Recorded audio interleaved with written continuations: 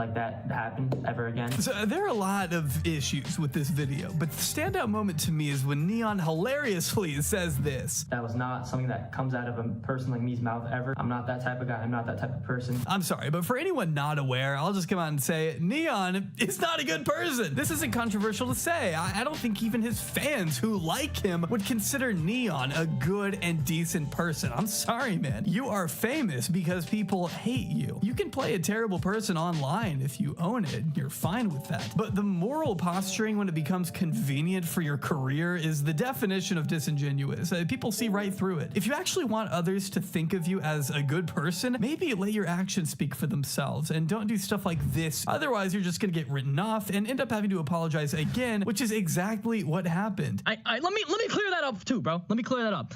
I want to start off by saying I do not. Why am I smiling? I want to start off by saying, yo, we got hella people in here. God damn, man. I don't fuck with that shit. The fact that someone let me get to such a bad point in my what the hell? The fact that someone let me get to such a bad point in my you know, words and shit for.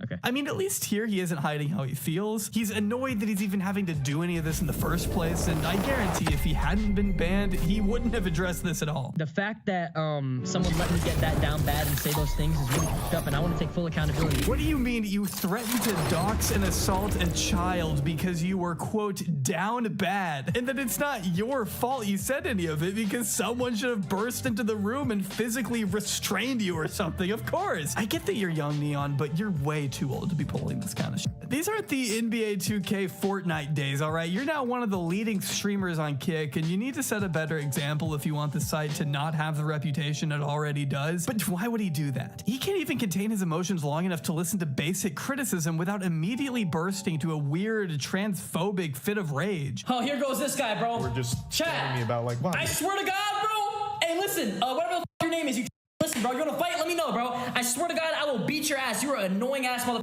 You blue hair. You are so damn annoying, bro. I hate this guy. I literally hate him, bro. I want to.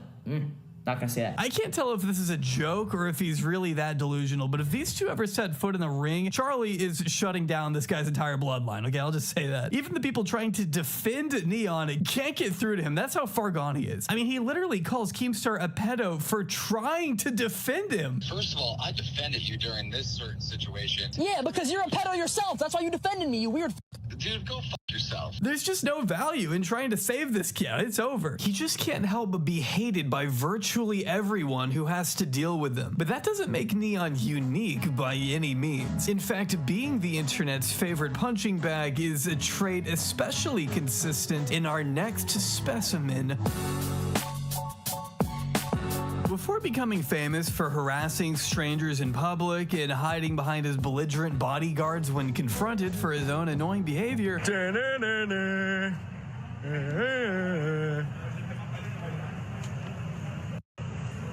What?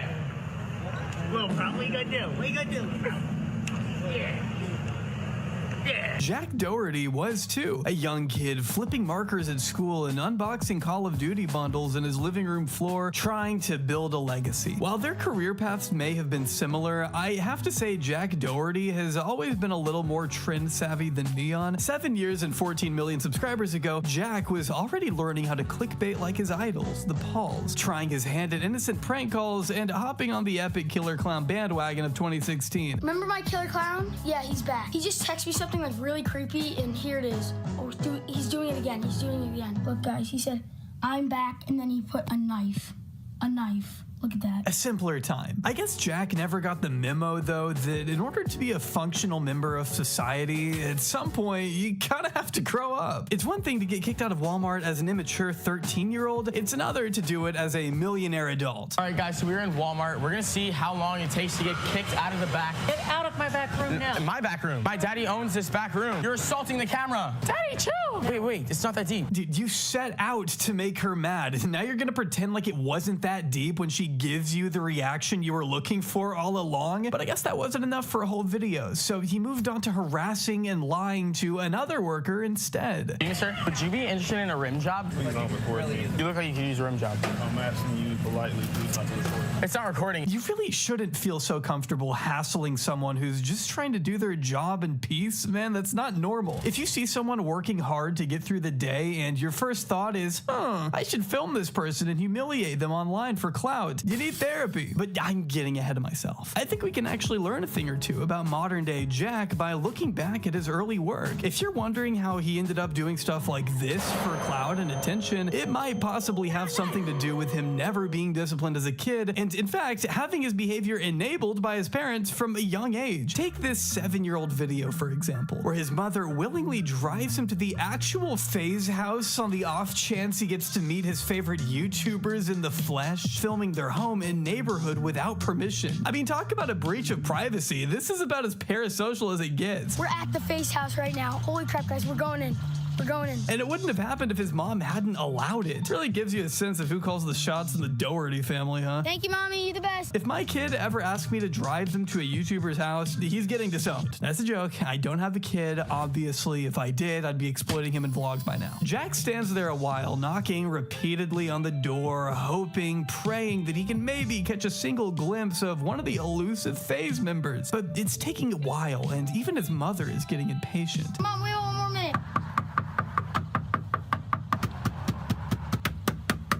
I want them to come out so freaking badly. But after loitering long enough, Jack finally gets his wish. Oh my god! FaZe rain! FaZe rain! Guys, it's freaking FaZe rain! Oh my god! The Audi are holy crap! No! FaZe rain! You're leaving us! And then it's over. Oh, that was worth it, huh? Shocked FaZe Rain would feel uncomfortable coming home to a random child filming him on his front porch. It's a real mystery why he sped away so fast. Guys, so we're leaving the FaZe house. They didn't open the door. We saw his car and everything, but he didn't come out. Why? Which goes back to the original point that if Jack had someone in his life to tell him that this was wrong and inappropriate and invasive, he may not have continued on down this path. And although it may sound cliche to say at this point, it seems Jack was never really taught that actions come with consequences. He reminds us of his entitlement all the time. I can hear you. If he keeps recording, I'm gonna This is break the drama? camera. I don't care. You're gonna get kicked out of your school and you're gonna have to watch your parents. One thing I've noticed about Jack is that he is a serial vibe killer. What is he doing, bro? Now we all get in. For example, here he is at a beach party with a bunch of college kids he doesn't go to school with, or as he calls them, NPCs. That's why she doesn't belong in college with all these NPCs. He is very obviously the outcast in this situation, yet somehow he still sees himself as above all these other students. Investing in your future by getting an education? Not cool, according to Jack. You're not cool. You guys are in school. Hey, school is not cool. I'm sure it's easy to feel all high and mighty when you've got 2 security guards at your side to intimidate any drunk frat dude that may get fed up with your nonstop filming, but the irony of telling them to cry about it as he walks away with his tail tucked between his legs is just perfect. Jack has never been able to take even a fraction of the shit he dishes out. If you waste an entire day digging through Jack's bloated backlog of content like I have, you'll discover his Karen saga from 2020, where he would ride his dirt bike past his neighbor's house in the morning to intentionally piss her off like the asshole he is, label her a Karen, and milk her reaction for all the content he can, filming and provoking her instead of trying to resolve things maturely behind the scenes. Because why do that? Being reasonable and normal isn't an option when we've got merch to sell. I want to say, guys, I dropped brand new merch on the screen right there. It's super dope, guys. I know you'll love it. They went back and forth for a while, culminating when renowned psychological mastermind Dr. Phil decided to get involved. Now, you'd think Jack would maybe revel in all this new exposure he'd be getting from going on Dr. Phil, and he definitely did, especially in this vlog leading up to his national television debut. Basically, Dr. Phil has seen my videos about the Karens, and he wants me to come on Dr. Phil because he thinks I have a problem or something like that. And my manager's like, Jack, you gotta do this. Like, this could be great publicity for you. I'm like, yo, I'm down. Like, Dr. Phil, my mom's a huge fan. But once he's in the studio and has to answer for being a dick to his neighbor, we see a slightly different side of Jack. His confidence is rattled, and he keeps trying to defend himself as a good person who is more than happy to apologize if need be. I'm 100% willing to apologize to her right now. Rachel, I am sorry for riding my dirt bike by her house. Only those words ring hollow once he shifts into victim mode. What he did could have been worse, he says, even stating outright that he's being unfairly targeted for no reason. But I was trying my best and everybody was just picking on me for like everything I do, you know? But like, all right, I'm just, whatever. I'm being attacked for everything I feel like. I could have put her face out on the internet, but I chose not to do that because I don't want it to have effect on her life either. So, I'm just saying. It's like he's genuinely a bit anxious about this new audience he's in front of maybe not liking him.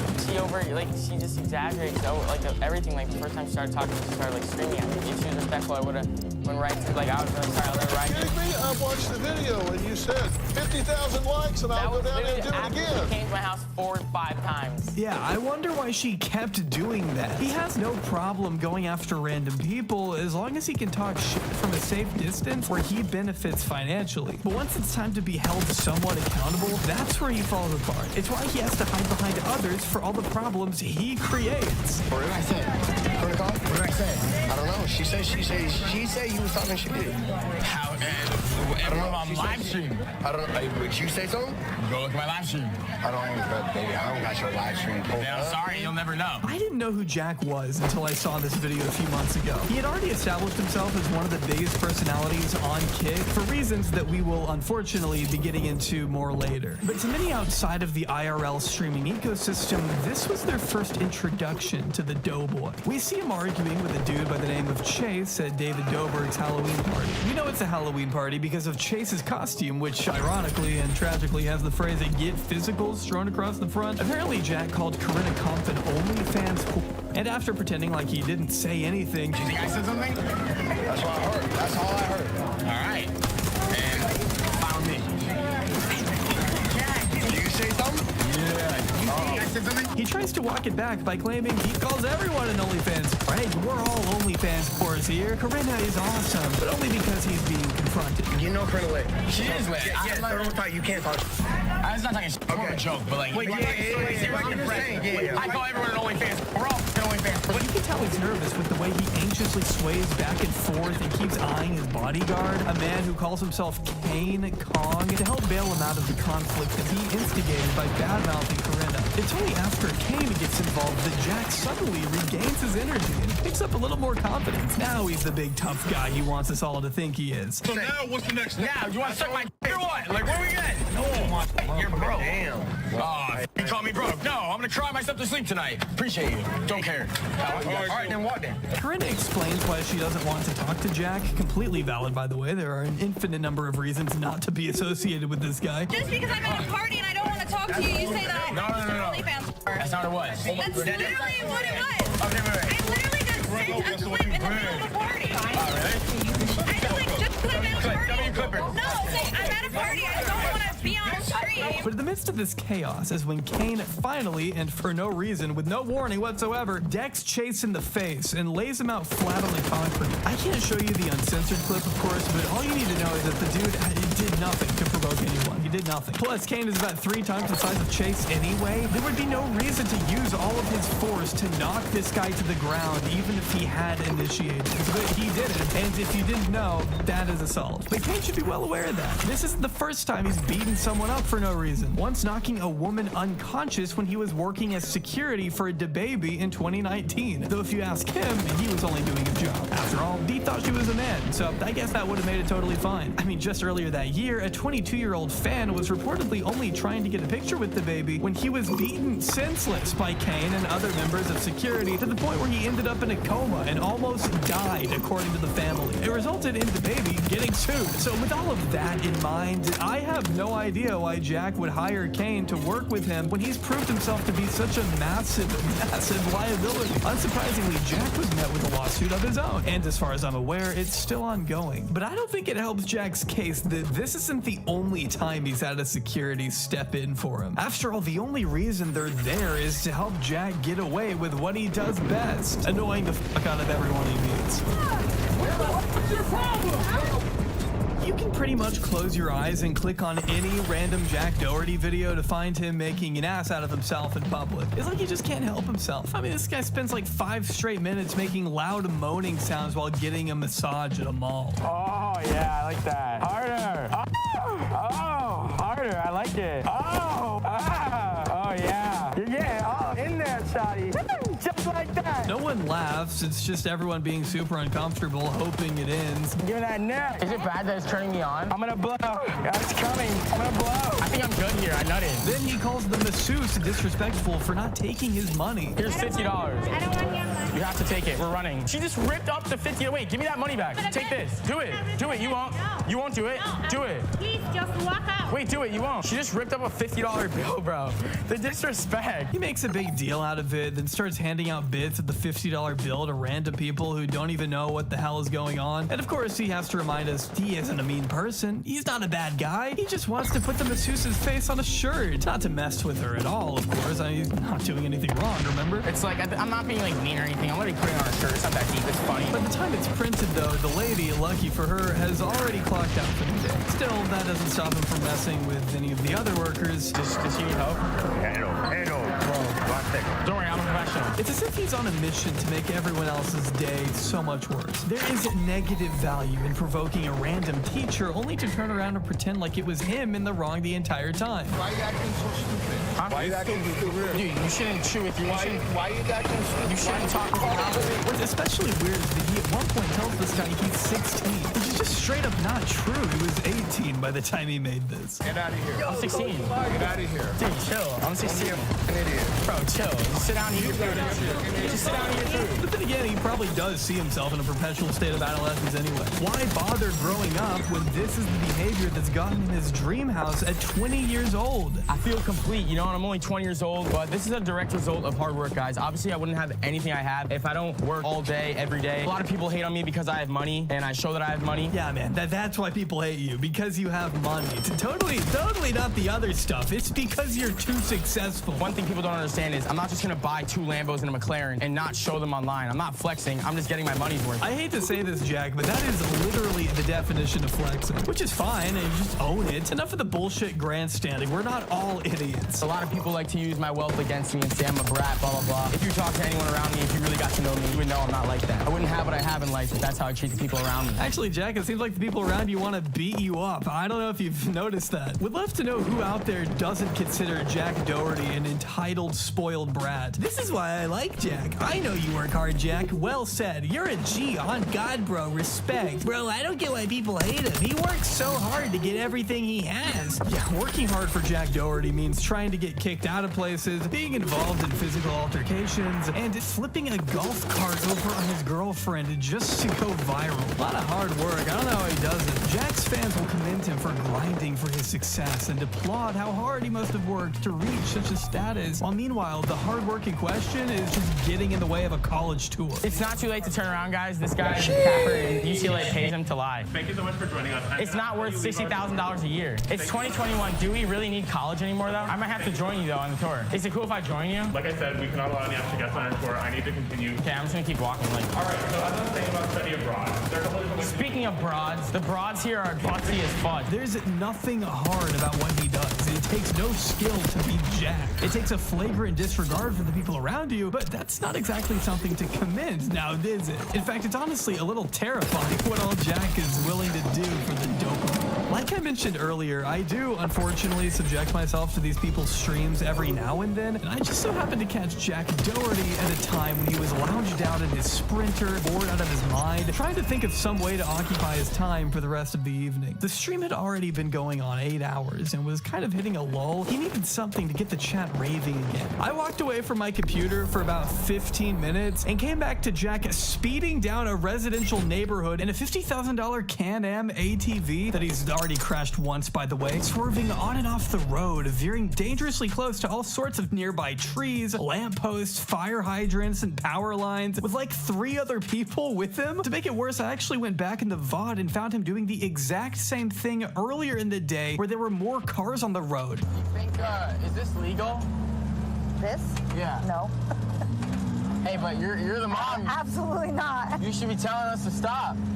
You're having fun. He keeps looking down at his chat, taking his hands off the wheel. I mean, the safety of himself and others isn't exactly a priority for Jack here, clearly. Like this cyclist he passes while staring down at his phone. Lovely. Jack has seemingly unlimited access to all the cars and money someone his age could ever dream of without any of the responsibilities such wealth should require. But believe it or not, streaming isn't even his main income source. The overwhelming majority of Jack's YouTube views come from shorts, meaning he's hardly making enough money over there to fund the lavish lifestyle he flaunts in front of our faces, making the real specific source of his wealth a bit trickier to pin down. I'm sure he made a lot from his cake deal, but Jack has to have something else going on to afford 21 homes in cash, at least $800,000 worth of cars, and an abundant watch collection. And it may just have a little something to do with his side hustle. So many other people get trolled for their girlfriend doing fans, but I feel like me, Steve will do it. Like, we both don't get trolled for our girlfriends having fans. But like you do, so it's okay. Jack Doherty has an OnlyFans, but I don't think he uses it that much. I don't really want to know, to be honest with you, how often he uses it. I learned that he apparently kissed the Island Boys on there, you know, the incest twins who make out with each other. Those guys. Sorry, it's not really an important detail to include. I just want you to know these twins do kiss each other on the lips for content, okay? That's where we are as a society. But Jack's millions don't necessarily come from his account, mind you. No, the bulk of his fortune comes from the girls he signs. Let me explain. If you recall, Andrew Tate discovered a long time ago that he could get very rich by hiring models to work for what became he and his brother's online webcam business. The Tates have openly bragged about using dozens of girls to scam desperate men out of thousands of dollars over the internet, explaining in one interview how the girls would sit on a webcam and an old dude would sit there. I was training these girls and it got to the point where it was easier if I typed myself. We had the two girls on camera with a keyboard that wasn't plugged in, but I was behind the screen talking to the dudes, saying the right things to start dragging money out of the internet, with Tristan even admitting it was all a massive scam. Yet at the height of it, the Tapes were raking in about $600,000 a month, all thanks to the likeness of these models. And it seems Jack may have taken a similar route. Is OnlyFans probably your biggest source of income? Is that split up between like your own page and like helping other people with their pages? Yeah, basically. But yeah, that's like my main source, I'd say. By recruiting OnlyFans girls to his network, Jack is able to take an unknown cut of their earnings, and in return, the girls get promoted on Jack's social medias, get to live in a big mansion with him, and risk their lives riding around in his awesome go-karts. It's actually a very carefully crafted business model. Whenever he features these girls in his often sexual TikToks and YouTube shorts, I had to get an OF girl that was really good at blowing to blow it all the way up to 100. She got so tired that I had to swap OF girls, and she took it all the way up to 200 blows.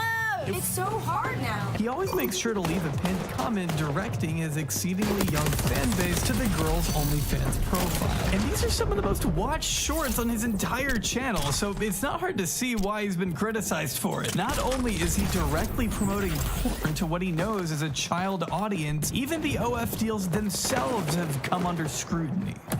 All right, so this is the last thing I want to address, because I think it's the last thing I have to address, but basically there's this rumor. By November of last year, another Kick streamer by the name of Natalie Reynolds began making some pretty serious claims against Jack, beginning by expressing outrage at the contract he had her sign, which she says included no end date, before announcing days later that she would be terminating her OF contract with the scammer Jack Doherty. This kid has done nothing but take advantage of everyone around him. Disgusting. Adding stick to grooming minors, which is an insane thing to just tack on there at the end. She did follow up with, oh, by the way, that grooming thing ain't a joke, LOL. This girl was 17 and Jack waited months for her birthday to get her drunk and sign a contract on a yacht. This claim was echoed by another ex-member of Jack's circle, a dude by the name of Matthew JGL, who once worked as an editor for Jack and likes to credit himself as the guy who revived Jack Doherty's career when he was stuck at just 3 million subscribers. In an interview with The Asher Show,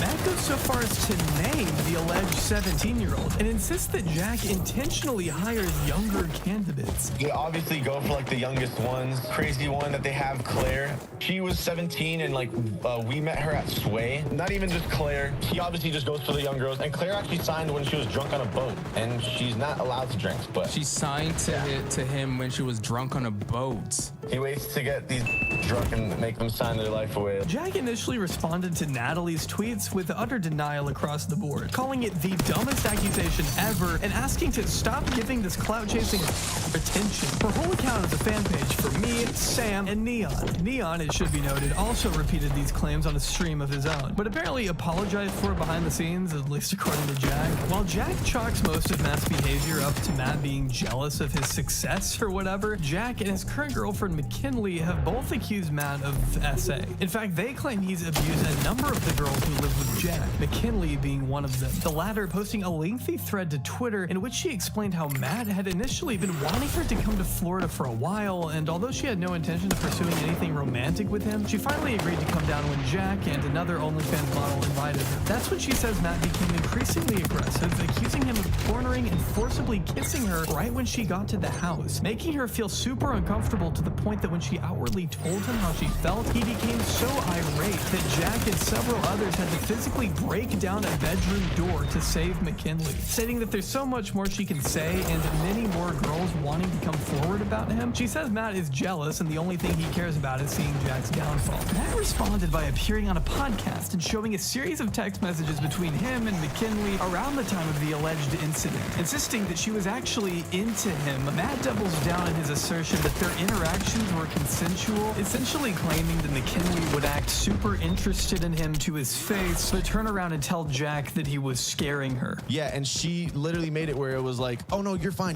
keep doing what you're doing, like you're good, like I like you, whatever. And then she would go to Jack and be like, please help me, he's scaring me, like But I'm so understanding. Eventually she like homie hopped to Jack and it just started getting weird to the point like she was making things weird. For the sake of time, we unfortunately can't get into all of the tiny details here, but I have linked the full podcast down below, along with McKinley's statements and another testimony from a girl named Sammy who claims that she too was assaulted by Matt. In the guest room that you guys had, and he came to the room and he just like was, feeling me, and I told him do not do that, like I didn't want any of that. And then he was trying to like force himself on me, and I told him like stop, and I pushed him off, and then from there I was like, get out of the room or like I'm gonna wake up everyone and tell them what you did. He was like, no. He's like, you wanted this, and I was like crying. I was like, I did not want this. He basically like tried to molest me, like he was harassing me, and like I told him not to do that, and he was still doing that anyways. Jack tweeted this video out, along with alleging the first girl Matt sexually assaulted was a girl named Sammy at my first house in LA. And nobody wanted to believe her because we all thought Matt, our friend at the time, would never do something like that. But after I hired him a year later and he lived with me, the same thing and worse has happened over and over again, and I have multiple other girls ready to come forward about it, which led to a lot of people in the replies saying, you let an alleged sexual predator live in your house because he was your friend? Jack, if that's true, you know how that makes you look, right? You're saying this happened over and over and one of the girls was underage? I mean, this isn't just some light Twitter drama, Jack. This is really serious and true. Though Matt has always maintained it never happened, that Jack is only now making it all up because Matt is exposing Jack's cheeks. A really weird phrasing there. Jack actually tried defending himself here by saying it. Some people are mad I didn't talk about these allegations a year ago, but not everything is meant to be handled on the internet. He spent the last year of his life trying to make me look bad, and I've ignored it. And it's time people realize the person he is. But I mean, why would that time not have been a year ago? Are you not just admitting here that you only went after him when he came after you? There is no way your lawyer would approve of you saying this stuff, Jack. This looks awful. Matt also showed that Jack's ex-girlfriend Grace was on his side, though McKinley was quick to write her off as, quote, the dumb bitch that's still in love with her boyfriend who just wants to break them up. Unsurprisingly, Keemstar threw himself in the mix, as it was only a matter of time, and slammed Matt for lying that he was being paid by Jack, which is obviously a wild claim for Matt to just make up, though at this point, Matt began going after Jack for things like spilling alcohol on him in the club, so it just kind of feels like we've lost the plot here. I mean, what does this have to do with anything? At one point, Matt even ended up admitting to sharing underwear with Jack when they used to be friends. So I kind of got the gist that she wanted to move on to Jack, so that's why I literally asked her, like, I can get you up to Jack if you really want that. And she she doubled down and she said that she liked me. She didn't like Jack. Jackson made me type. In my stance, it's super confusing. This girl's telling me one thing, and then I have Jackson Logan telling me that she's scared of me. At the end of the day, how am I supposed to know that this girl's not liking me when she's literally telling me to my face that I'm fine and I'm doing everything fine and everything? I was asking McKinley, like, what's good with her? Like, do you want to get with Jack? Because if so, we share underwear, we can share girls. Well, we shared underwear back in the day. Of course we shared girls.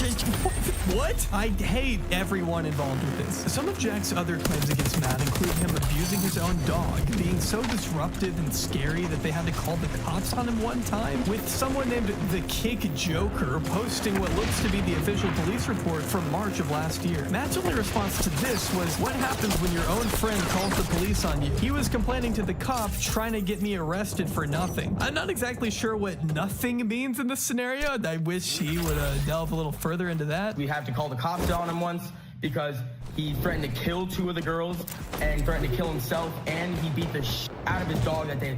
Body slamming his dog, punching the out of him. Me and my friend Logan literally were about to beat the out of him for it, but the cops were there. The cops got there. It was an insane night. So much went down, and if this guy really wants to start, I have so much dirt against him, bro. So we have all the girls ready to come forward about you, bro. You're a piece of shit. No girl ever wants you. Jack also provided this insane clip of Matt going absolutely ballistic, screaming slurs left and right, and supposedly being abusive to the girls who were there. I'm a winner. I don't give a fuck. I'm done with this shit, bro. I'm gonna do whatever the fuck I do without a fucking win. I'm not a fucking loser. I'm gonna fucking get to the top, and when I'm there, I'm gonna say fuck everything. I'm a fucking winner. I fucking win. I'm not a fucking loser. I'm a fucking winner. All I do is fucking win. That's all I fucking know how to do. With $500 in his bank account. We're all that niggas. We all do it. So we just stop fucking around and do it then. Fuck this place. Fuck this fans watch bullshit. Fuck fucking bitches. Fuck that shit. But Matt has only doubled down on this clip, stating there were no girls being abused or threatened, and that he was only venting about someone asking him to do OF, which doesn't align with his Christian values. But I guess screaming the N-word over and over does? So I'm here to explain the video of the black screen. It was recorded by this girl that was in the other room, and I just got off a call with someone that was trying to get me to do like OF stuff and whatnot, and like they were like telling me stuff about my morals, and I just feel like the OF stuff's wrong, and it's not something that God would want. Listen to it again, listen to that video again, and really listen to my words. I only win, so understand it, listen to it however many times you need to, and just understand that I always win. So yeah. It's also worth noting that Claire, the girl who Matt says was drunk when she signed with Jack, liked McKinley's original thread and has gone back and forth with Matt herself, claiming he forcibly kissed her as well, though Matt replied by stating this was consensual and that Claire had the timeline wrong, posting additional screenshots that seem to show Claire being friendly with him after the alleged assault would have taken place. Claire's explanation for this is that she was only trying to be nice to Matt in spite of what happened and wanted to give him a second chance. Now, I know I just threw a lot at you there. These are some very serious allegations being made on both sides with an unfortunate lack of proof to go along with most of it. It's kind of hard for me to trust Matt. Not only are there so many girls who have now stepped forward about him, but he definitely seems unhinged from the audio we've heard. And we already know he lied about Keemstar being on Jack's payroll, so his credibility isn't the best in my eyes right now. But that wouldn't mean Jack isn't signing these girls to unfavorable deals. I mean, here he is saying he's only going to pay McKinley $3,000 of her OnlyFans earnings in these leaked messages with Matt, but it sort of just reads as a crude joke, and I have no real idea as to what percentage he's actually taking.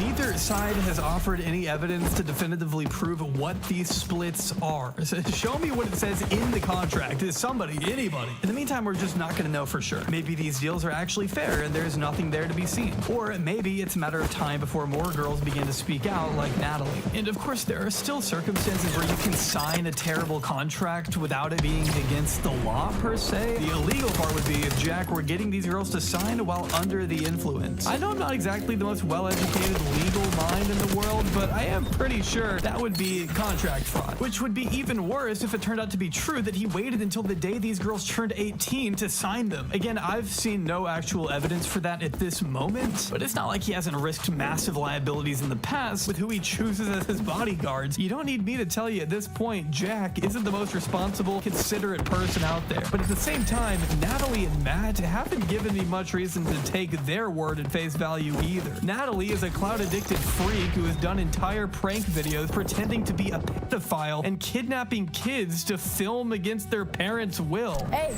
you want some free candy? I said if he wants free candy. I just asked if you want free candy. It's a social experiment. It's a social experiment. It's a social experiment. It's just a social experiment. Hey, Natalie, what is it again? It's a social experiment. Oh, okay, wasn't sure. And Matt does come across a little bitter when he isn't reposting flat earth conspiracies or getting mad at gay Doritos on Twitter. So it's up to you what you want to make of this horrific, vomit-inducing mess. Maybe at some point we'll get more information to make things clearer, but in the meantime, I'm content with saying I do not feel good about any of the people involved here. Based on what we know, I only have sympathy for the girls Jack signs to his OF empire. If not for the alleged details in their contracts, then just for the simple fact that they have to live in the same house as Jack Doherty. A fate so harrowing I wouldn't wish on my worst enemy.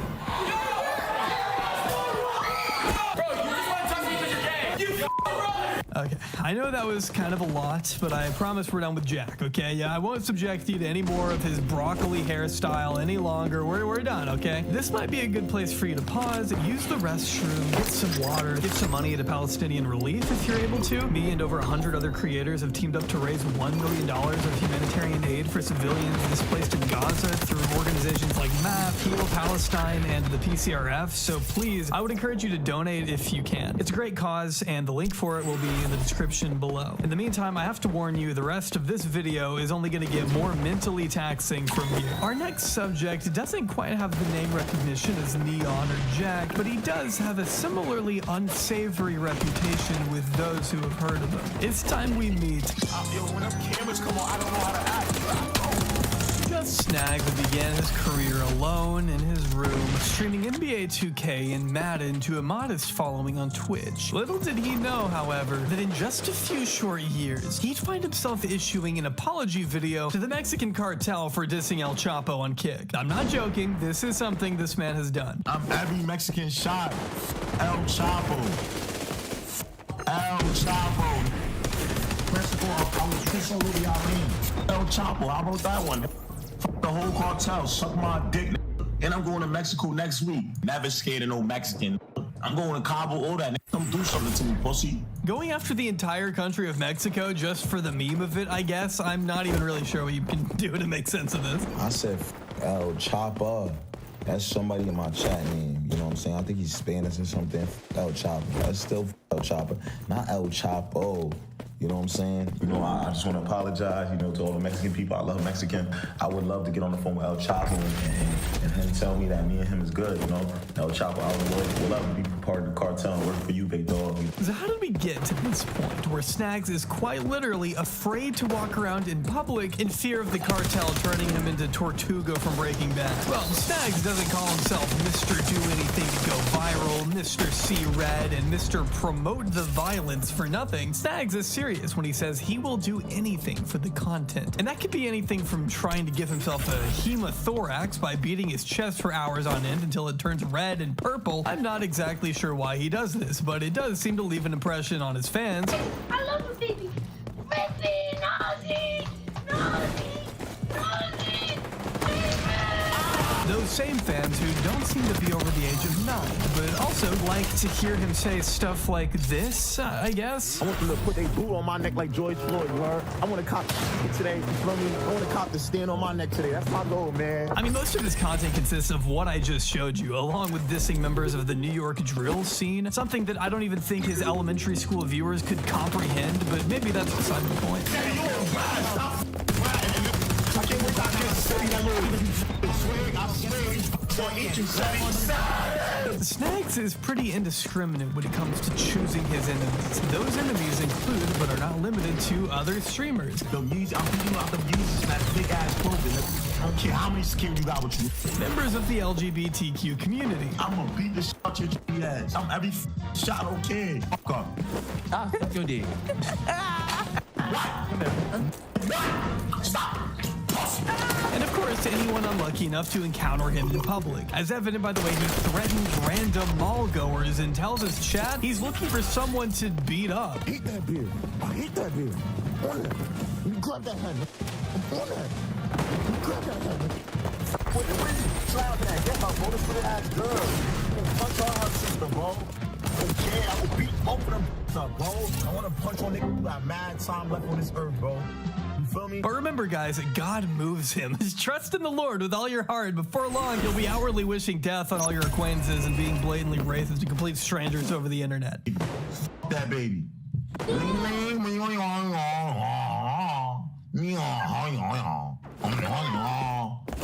Two anime characters. I don't care. I don't think that's in the Bible. But if this format looks familiar to you, it's because Snags is using the same Omegle alternative site Monkey that RiotLol used to obtain CP for his Discord server. Over the past year or so, Monkey has been kind of the default place to go for quick and easy content, especially if you're an up-and-coming creator looking to make some viral, epic moments. But you gotta keep in mind the moral compasses of these new age streamers are pretty much non-existent, meaning their interactions can devolve into pure debauchery in a moment's notice. That f***ing deadass inbred you. What? Yeah. How old are you? I'm 11. How old, Daddy? As far as Snags goes, there are literally countless instances of him going way overboard and just straight up harassing whoever he's talking to. I mean, my man is so criminally horny, he doesn't even hesitate to openly flirt with random women in front of an audience of, as we've seen, kids. I mean, they're young. Can I be right there? Can I be right there? Between your legs? Let me see something. Yeah, let me see something. Yeah, I will punish that little no funny shit. That's for me. That's for me right there. That's for me. That's for me. That's for me. You got an Instagram? But then again, it's not like Snags has ever stopped himself from including literal children in his quest to go viral, resorting to sexually harassing a 14-year-old girl in this disgusting and infamous clip. Can I play with that little 8th grade pussy?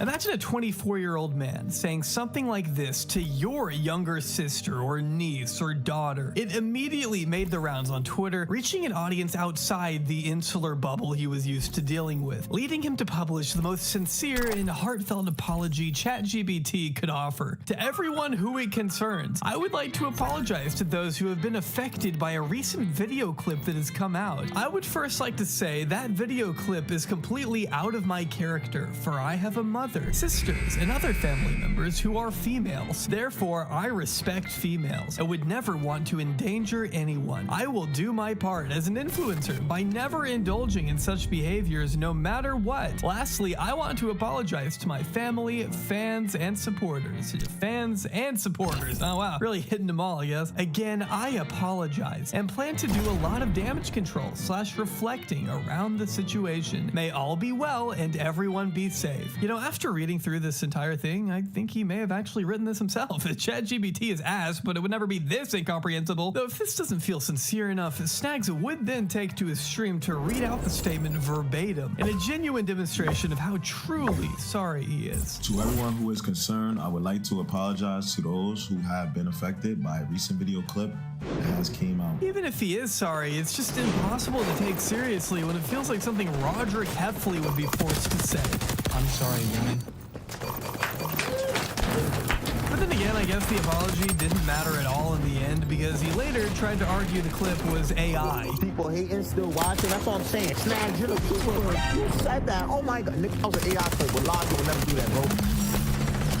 Yep, that wasn't him harassing an 8th grade girl. No, that was an elaborate deepfake that someone made of this extremely niche streamer in an attempt to cancel him for doing something completely in line with his character. I mean, are you kidding me? This is what you do, dude. How are people gonna believe this is AI when that's your character? That's your brand. I don't care what his excuse is or how many times he tries to apologize. That kind of comment directed at a child is inexcusable in any context and should result in an immediate ban, no questions asked. But then again, this is Kick, and Snags wasn't quite done with his reign of terror just yet. He had things to do, events to promote, like boxing.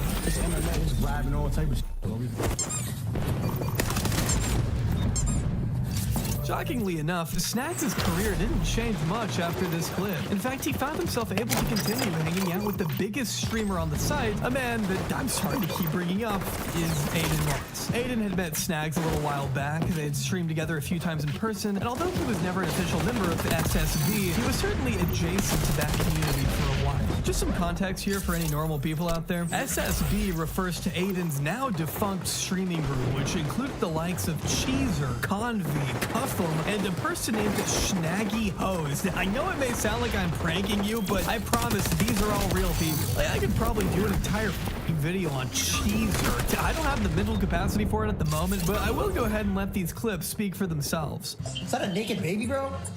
No, he's not naked. Get him naked. I want to see him naked. GT, I'll suck a baby. I want a fucking baby right now. Yeah, get out of here before I stick my dick in you. Hurry up. Bro, What? 16. How old are y'all? How old are y'all? We're 16. Yeah, as you can tell, he's also a big frequenter of Monkey and has zero restraint when it comes to blurting out the most grotesque sequence of words that pops into his disease-ridden head. Sexualizing real babies and pulling out a dildo to trick girls into thinking he's exposing himself to them. My question is, why do you own that thing in the first place? Doesn't really make a ton of sense for someone so ardently homophobic. Why are you gay? Similar to Neon, Jack, and Snags, though, Cheezer strangely finds himself unable to take even a crumb of accountability when confronted by the literal co-founder of Kick. Instead, he just resorts to pointing out how that clip of him being a dumbass was actually just AI. Bro, all my life I did not mean what I said. Half of it was AI, and the other one, it cut out before I could even give my context. Like, I'm sorry for what I said. Bro, how many of these streamers are gonna use this defense? Does anyone actually believe it? Am I not understanding how dumb these fans are? I mean, who are you fooling? But this video isn't about Cheezer. We're still talking about Snags and his relation to someone with actual equity and Kick. See, Aiden figured Snags would be the perfect addition to the influencer boxing match he was in the middle of organizing. And suddenly, Snags found himself right in the middle of a highly publicized event that had the potential to bring his career of harassing strangers and children online to the next level. He fought two people, Big X and Cuffum, beating both of them in an MMA-style cage match and naturally elevating his status as a member of Aiden's entourage. While a more well-adjusted streamer may have been able to use this time in the spotlight to springboard themselves into more success, Snags was either too dumb or too unappealing to do that. He never signed an official contract with Kick and essentially went back to doing the literal only thing he knew how to do, making an ass out of himself on video chat. But instead of sexually harassing a teenager, this time Snags decided he was going to take aim at the deaf community. Yeah, it's about time someone puts those guys in their place. Stop speaking silent. Who that silent? I'm deaf. You deaf? I am actually deaf. No, you're not. No, you do not, bro. Don't do it. I'm going to have. Of course, some have pointed out that Snags didn't know this girl was deaf until after he had made his remarks, but that doesn't really make it any better because the rest of the clip is just him relentlessly bashing her appearance for no reason whatsoever. You're not bad enough. Your nose, you got a beep on you. You look like you stink. Your hair look mad rough. Like, comb your hair a little bit. Yeah, and your lips. Look, your lips look mad dry. Your hands is mad fat. Again, very Christian move. This is another clip that happened to make the rounds with Dexerto, Drama Alert, Scuba Ryan, Clout Farms on Twitter, and before long, it even got picked up by the world's youngest flexer herself, Lil Tay. Imagine making fun of someone for something they can't control, all while being a pedophile at the same time. Even including the original clip of Snags with the 8th grader, who in their right mind sets up the camera, starts a stream on Twitch, goes on Monkey, and says this to girls my age. Can I play with that little 8th grade? Pretty valid point there, I would have to say. Kind of hard to argue with anyone who might want to label him a pedophile when he's got clips like these floating around. But Snags was pretty quick to respond, defending his good name by going ahead and proving the exact point Lil Tay set out to make. Come to SD Island, Lil Tay. Let me show you around SD Island. Man, how do you expect to beat the pedo allegations by telling another 14-year-old you're going to take them to Epstein's Island? And he does not let up. Tunnel. I want you to take the tunnel entry. You know, take the tunnel entry. Whatever happened to respecting and not endangering females, Snags? And don't tell me you didn't mean what you wrote in that apology. Snags repeatedly threatens Lil Tay with physical violence, saying he's gonna woo walk on her grave after he crushes her skull, all while his own chat is spamming things like, she's a minor, she's 16, stop now. Like, how ignorant do you have to be, man? Streamer Just Snags violates Lil Tay. Yeah, I don't know if that's the word I would use. He's out here harassing a child like a job because it practically is his job, which I did do some further digging and found this clip of his community raiding Lil Tay's Discord, spamming it with even more threatening messages and reposting it on a fan account as if it's something to brag about. Surprisingly enough, Snags did end up being hit with what was meant to be a 1-month ban, either for the clip with him and the deaf girl, the clip of him threatening the middle schooler, or the clips of him threatening other middle schoolers. Honestly, it's pretty hard to keep track of at a certain point. The bottom line was Snags had reached an achievement that so few streamers do. Managed to get banned from Kick for a pretty lengthy period of time. And while I'm sure the average person would consider some form of action pretty well deserved considering what he said, not everyone agreed. I just believe that we gotta just let some certain shit fly, you know, and I really stand for my people, bro, and I stand for this platform. So, you know, I worked out with Eddie. Eddie literally told me, he said, yo, I'm gonna unban Snags. Give me 48 hours, so Snags will be unbanned. And I'm gonna unban some other people that have been like indefinitely suspended or permanently suspended, because I don't believe in that shit, bro. Aiden Ross wasted no time in assuring his good pal that he had nothing to worry about. He was going to make sure Snags got unbanned in the next 48 hours. Not exactly the most shocking move from Aiden when we consider the type of characters he surrounds himself with who are not named Snags. But as the days and weeks went by, Snags' account remained completely dead, gone, buried. No traces of his clips or VODs could be seen anywhere across Kick, and that made Snags a little upset. No, man, Eddie, bring me on Kick. I'm gonna come to Australia and beat on you. I'm gonna beat on you and your wife. Eddie, your wife now. You got me mad, you know, get me now. I'm gonna say, your wife. Ain't a boy. Issa, I don't care. Get mad, get tight. Leave me alone, because I told about shit, bitch. Fuck Issa. That's why big expert is all in her mouth. You still kiss her. Oh my God, oh my God. In typical Snags fashion, he decided to bite the hand that feeds him a little bit and slammed both Aiden and Ed Craven for allowing him to be so unjustly deplatformed. I guess Snags has never had to be a mature adult in his life, so this may be a shock to hear, but saying you're gonna assault the wife of the owner of the website you are trying to get unbanned from is probably not gonna do you many favors. And mind you, this was after Snags tried to come back early with a new account, and the man just can't stay away from the limelight. He's a fiend for the content. But according to Aiden, the bigwigs at Kick are a little more trepidatious about having Snags come anywhere near their platform, especially after countless warnings went completely ignored. The thing about Snags is he's been warned so many fucking times. He's had like literally like 10 warnings. The issue is the last clip that banned him was that fucking thing. Hopefully we can get him banned. I'm working on it. Like And I mean, would you blame them? This is a guy who regularly puts himself in the line of fire, willing to get assassinated by the Mexican cartel if it means getting reposted by Dexerto on Twitter. Which, by the way, just so we're clear, the cartel has been known to lethally target influencers who disrespected in the past. So this isn't just fake beef for internet points. What Snags is doing comes with real-life consequences, but I doubt he really understands that. I am not exaggerating when I tell you Snags has expressed wanting to crash his car for the sake of going viral. See somebody walking up right now, I might just smack him with the V, like pedestrian and all. Like, I'm just on bad timing all 2024 summer, you heard? Like, get the road, get the road. Like, yo, if I see a lady right here walking with her dog, kid, stroller, I'm hitting that bitch. He says he wants his first fan meet and greet to get shot up. I really turned crazy. I really turned little kids crazy, bro. I can't wait till I have my first meet and greet, bro. I'm telling you, it's gonna be a shit out, like, man, he's gonna get shit in my meeting room. Like, I'm the only streamer that hosts a meeting group that gets shit up. Like, I can't wait, bro. Y'all gonna start clashing out. Y'all gonna start just in the crowd. Like, oh my God, I can't wait, buddy. Like, he's threatened to gun down a gay pride parades himself. I'll go to the gay parade and shit up, suck my dick. In one clip, he even says his next viral moment will be when he shoots 30 people at a public event. Yo, my next viral clip, I'm gonna be on Fox 5, Channel News, like, just like Snags just massive death, like, oh oh my God, sex agents killed 30 people. You just shut up a parade like.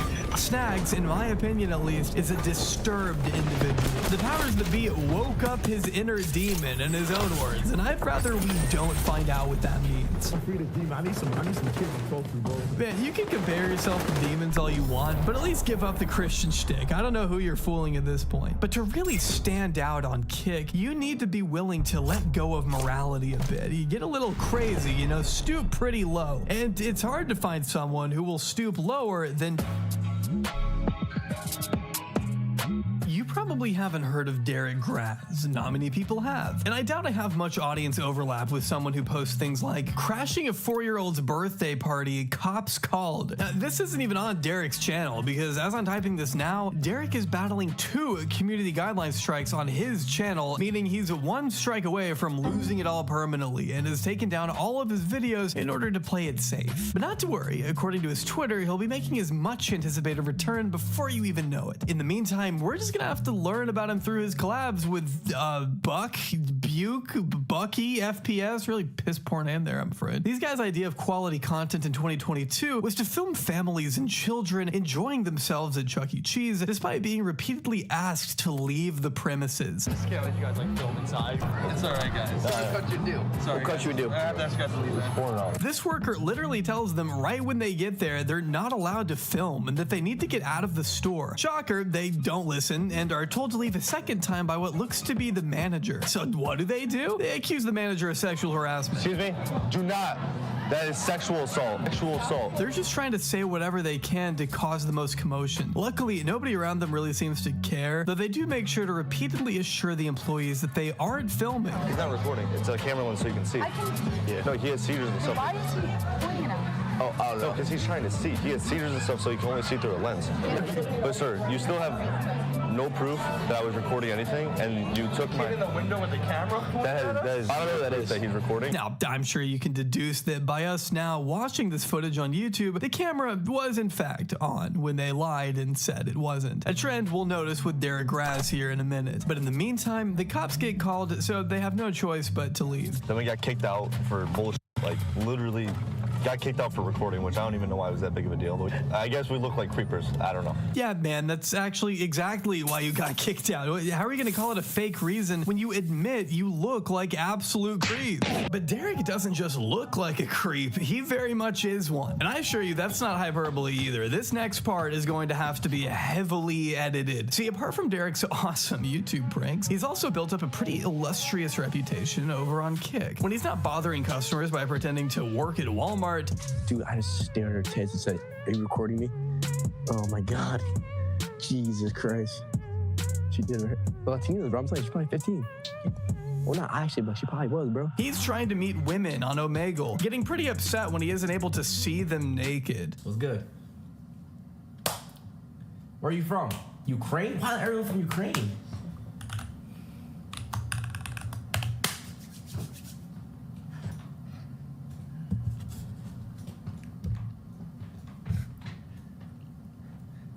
No, bro, are you fucking serious? Damn, bro, I was about to do goddamn titties. You may have noticed Derek didn't even ask the age of this woman before firing off the word tits in the chat and panting like a dog. I'm censoring her for this video, but just know she didn't look particularly old to me. And that's just half the problem. Derek asked this random girl to expose herself to his chat without her having any clue that she was on stream in front of 1,000 people on Kick. Thank God it timed out before anything worse could happen, though he sure doesn't hesitate to find the next available campsite to quench his unending thirst. Bro, I'm not paying for this. Hook it up, mate, easy. What is this? Or what is this? Dallas, Cam Match, Dallas, top 5 hookups in Dallas, secret side hood. Jerk off with females. I like that one. What are you talking about? My man is never not horny out of his mind. These Omegle streams really just consist of him spastically clicking through people, pausing occasionally when he sees a girl he's attracted to, and turning the conversation sexual before she even has a chance to say her age. Like, okay, so what do you mean by not be weird? Like, don't try hard. Like, I'm trying to be myself. Nah, I'm not gonna lie, you got some nice ass lips. I'm gonna shove my dick in the back of your throat. Hold on, wait. Yo, how old are you? How old are you? Here's a clip of him straight up telling her not to answer that question. Shit. You got nice boxers. my SpongeBob boxes? Yeah. Wait, how old are you? Don't even actually answer the question. I didn't give a fuck. How old are you? I'm 16. How old are you? Guess. 14? 15? Yeah, that's perfect. You can stand up. Nah, I'm playing. I'm sorry, Derek, but 15 is not perfect when you're an 18, almost 19-year-old man out of high school making girls uncomfortable online. Here you can see Derek thrusting his pelvic region at a girl who he discovers later is 15, only after he spent 30 straight seconds pretending to have sex with her. Yo, how old are you? How old are you? How old are you? 15. 15! I'm going to jail. Yeah, man, you might be. Though then again, I don't know why he even bothers. It's not like the pesky age of consent law has ever stopped him from just trying to get nudes in the past. Can you show me your titties? Okay, why not? I never because I want to just see, I just want to see them. How to see them or not? Wait, how old are you? I'm 24. How old are you? 15. So can I see him or not? Or here, where he's ecstatic to find out this young girl is only a short drive away from where he is. Never mind the fact that she's 15. Why should that stop them from meeting up in person? You're hot too. How old are you? 15. Why? 15? What state are you from? Texas. Texas? Yeah. Wait, we're in Texas. We're in Texas. Dallas, Texas. You're in Dallas? Mm-hmm. Oh! Hold on, wait. Let me see. Wait. Age of consent in Texas. Let me see what's going on here. Wait 1 sec. 17? Like, you're the first person I ever met in Texas, so let me get your Snapchat. I'm in Dallas too. You can pull up or something tonight. Here, you can get mine and hers. No, All right, bet. I don't know how else to describe it other than straight up predatory. I mean, you are a danger to the children and just the women in general on these sites. Bro, your dick is not that big, little boy. Let me see it. Let me see it, because you capping. Not because you dead ass capping. Let me see it. Hey, this is my cat. I know. Huh? Alright, yeah, this is my room. Yeah, that's my room too. I didn't ask for your room, bro. I said, let me see your dick. Here he is asking an 11-year-old boy extremely sexually charged questions, like if he's ever had sex, ever masturbated, gotten an erection. I mean, he just keeps going. You get pussy or not? What? You get pussy? No. Nah? No. Okay, wait, so how old are you? Bro, answer. I don't got time to answer. Have you jerked off yet? What? Have you jerked off yet? You haven't even jerked off yet? Have you ever got a boner yet? Oh, no. Have you ever got a boner? No, man to man, bro to bro. Have you ever had a boner yet? Sure. What? Have you touched it? Yeah, what the What? There are no words for this at all, man. I mean, what do you even expect me to say here? Even this 11-year-old kid is visibly taken aback at how this conversation is going. I cannot even begin to imagine if someone spoke like this to my child, even as a joke. Derek shows absolutely no constraint in any of these streams because he probably thinks it won't leave the small insular bubble that is his community. Some of these VODs only have a couple hundred views and 4 likes. I mean, he probably feels like he can get away with anything. Here's the co-founder of Kick, Trainwrecks TV, donating $5,000 to Derek because of how promising of a content creator he is, I guess. I know. Trainwrecks donated $5,000. That's a lot of love. Take $5,000 for that level of love, brother. I'm gonna be nice here and give Train the extreme benefit of the doubt and say that he probably didn't know what an absolute freak Derek was at the time this donation was made. But that's why it's incredibly crucial to be aware of who these creators are and what they're doing on your young up-and-coming platform. So then you don't look bad when the guy you made $5,000 richer turns out to be unironically preying on teenagers. See, Derek also had these little quote-unquote secret streams he liked to do from time to time. Being the silly, goofy prankster he is, Derek devised a brilliant idea to invite Tinder girls over to his apartment and try to have sex with them on camera in front of 1,000 live viewers. And to make it even worse, these girls had no idea they were being filmed. On the 2 occasions he did this, neither one of the girls were told that they were effectively creating porn for a live audience on Kick. These girls traveled all the way out to spend time alone with a person they thought was genuinely into them, only to have their intimacy exploited for views without their knowledge or consent. Which is why I will not be showing you a lot of the footage from these streams, as to keep this all extremely private as possible. I can't even fathom the trauma that would come from finding out your body had been so grossly used in this way, but I will show you the beginning of the stream so you can get a sense of what Derek had in mind here. This girl's coming over. One of my friends was on my account, on my Tinder account, made me a Tinder account, and so he basically matched with this girl. I literally have no clue what she looks like. I have no clue she looks like. She didn't come over. This is my first time meeting her too. Watching Derek frantically move around the room in search of the best possible angle for his chat to see him with the victim is so truly grotesque. He even says out loud that he's going to hell. All right, so we'll be like, should we be like chilling like on the couch or like the couch? All right, let me think. She'll notice, but I feel like girls are stupid. I'm going to hell. I'm going to hell internally, bro. I'm up.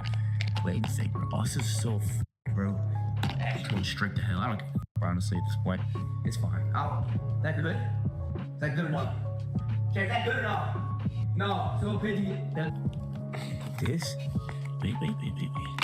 I'm going straight to hell, bro. I ain't going. If you have to say over and over to yourself that you're going to hell as you're preparing to do the thing that will get you in hell, then maybe just don't do the thing. You don't have to do it. You know that, right? That little voice in your head telling you you're going to hell is called a conscience, and it's okay to listen to it sometimes. But of course, he doesn't do that, and would instead prefer to listen to his chat send TTS messages instructing him what to do with the victim. Set up the camera like a what's it called? Like a hidden camera. I'm gonna have my hoodie up like this, and I'm gonna have the headphones, bro. I'm gonna have the headphones in, and every single I could put TTS. Every single donation, like with the TTS, it's gonna so you guys know what to say and say what to do, bro. You know what I'm saying? If she's chopped, I apologize. If she's hot, then it's lit. He's not exactly hiding any of this. He's pretty upfront about what he's doing, despite that stupid, smug little wink he gives the camera as he tries to say the girls are all in on it and it's all fake. She's coming. I'm gonna set the camera up. She knows it's a skit. It's a script. It's a script. She does know I'm streaming. We know it's not fake because no two people would ever be able to pull off such an awkward performance without it being organic. The two are just kind of stiffly sitting on the couch while Derek attempts to goad her into something sexual, asking increasingly charged questions, pulling down his pants at one point, leaning back and expecting her to start giving him head. I mean, it's just awkward and I'm sure beyond terrifying for the girl.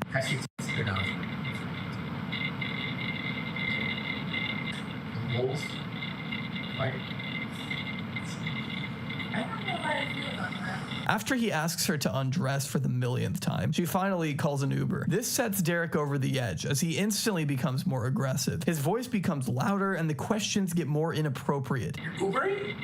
Yes. Why? Because. All right. He eventually points the camera away as things become more sexual, but he does make sure to ask her to be louder. Can you get more Lisa over there, like the voice? You feel me? Little does she know he's asking this so his chat can hear better. Then by the time she's gone, he wanders back into frame and pretends to be all shocked that he left his stream running while he was with a girl. Oh my god, I'm still live? No way, I just had a girl. Oh my god! No way, I just was live the whole entire thing! This bit sucks, man. You deserve jail time. Ha! Not y'all, bro! That was scripted, it was fake! Kick, we're good, bro! Don't worry, not happened. We're good. Only that's not what the girl said, telling YouTuber Vinny D in a subsequent interview that she was completely unaware Derek had been streaming the whole entire thing. Did you know you were being streamed or any of that? No, I did not know. She goes on to further detail all the ways he continued to harass her after she left, calling her unprovoked upwards of 4 times right when she got in the Uber, and getting super aggressive after she called him weird. Even saying she wanted to press charges but didn't know exactly how to navigate that. When I tried to leave, I don't know if you noticed, but he called me and screamed at me. Like, he called my phone when I was sitting outside. And he screamed at you? So mad. He was so mad at me. He was like, why did you leave? I said, because you're f***ing weird, leave me alone. And then he kept calling me, so I answered. And he was like, I'm f***ing weird. Well, guess what? And then I hung up and I blocked him. I remember you telling me that you were gonna like do legal charges, but like you didn't know like how to go about that and everything. Yeah, I did want to. For the first like couple weeks after it happened, I really, like, my intention was to do something, but I didn't really know how. This was not something this girl signed up for, and there's honestly a pretty good chance that she never would have found out about the stream if it weren't for the clips picking up traction on Twitter. I can't imagine what that realization must have been like. And again, she's not the only girl. She look like she's gonna ask why you moving the camera. I'll be like, just in case some school chat happens for me. Oh my god, chat. Oh, this is so dumb. This shit I do for the LOLs are crazy. Because Derek saw no repercussions from Kick over this first secret stream, he figured there was nothing stopping him from going forward with the second one. After all, the chat was really loving the first one. Gotta keep those interactions flowing, right? This time, he straight up lies to the girl's face after she asks if the camera in his room is on. She's already worried that he might be filming her, but the idea that he's already streaming their interaction to countless people is something that probably didn't even cross her mind. It's so sinister. I feel like that's recording or something. The ring light? I'm scared. No, you have a camera up there. Oh, I can shut it off more. Oh, so it's on? No, the computer's on, obviously, but not the thing, you know? I know. You said what? What are you saying? Alright, one drink.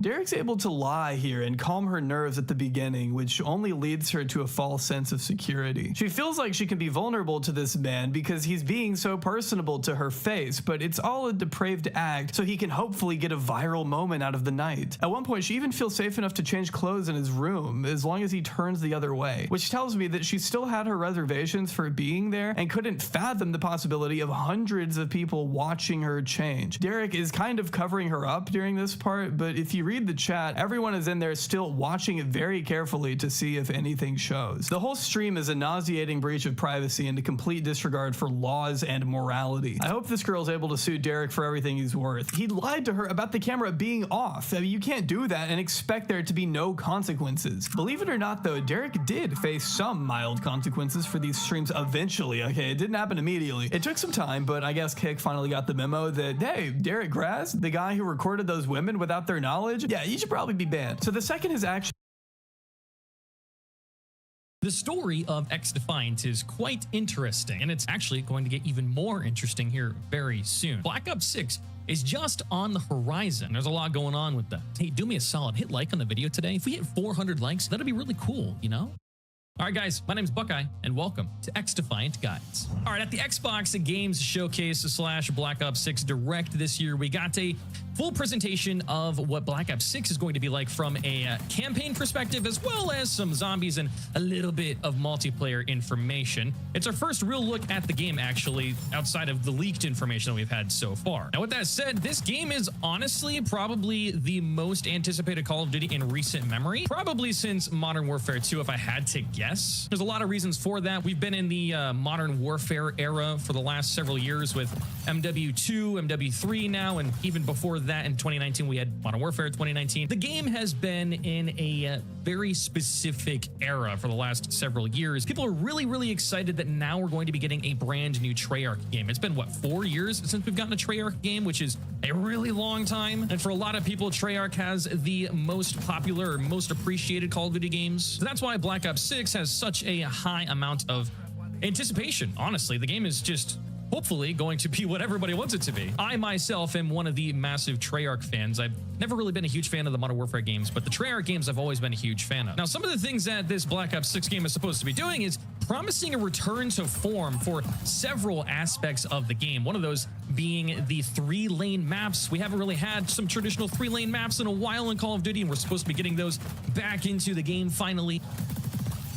which is a huge thing for a lot of people when it comes to Call of Duty. They really, really love the 3-lane system with maps. I've talked about this before, and one reason, you know, why XDEFIANT has been so successful so far is because they have those 3-lane maps. We've also had a lot of leaks to talk about the game suggesting that they were going to bring... I mean, they don't just have 3 lanes, but XDEFIANT has 3 maps. Back a pick 10 system and things like that. We now know that the pick 10 system isn't on its way, but you know, it was one of the reasons why people were super excited about it. Now, with all that being said, XDEFIANT was supposed to come out in summer of 2023, which is it not pick 10? Is it going to be Gunsmith as usual? which is fine. I honestly don't mind Gunsmith. I think it's pretty tense. I like having like a full loadout. You know? I am looking forward to the prestige system. That should be fun. The whole season-based level cap, so it's always had. Was during the Modern Warfare 2 era where there were so many things that were taken out of Call of Duty and the game was slowed down significantly and people just were not at all a fan of how MW2 ended up playing out. So the idea was that XDefiant was going to capitalize on all of this poor reception of Modern Warfare 2.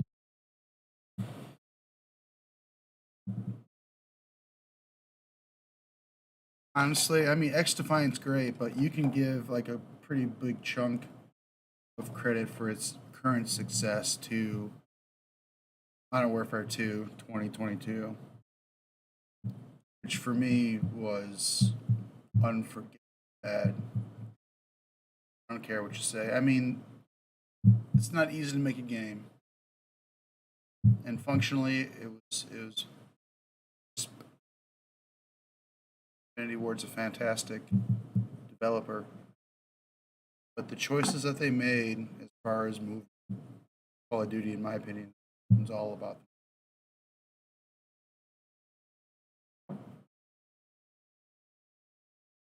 And I'm pretty salty that Modern Warfare 3, that came just a year after, was basically the game we should have got. I wouldn't be so salty if they would have just brought all of the Modern Warfare 2 maps into Modern Warfare.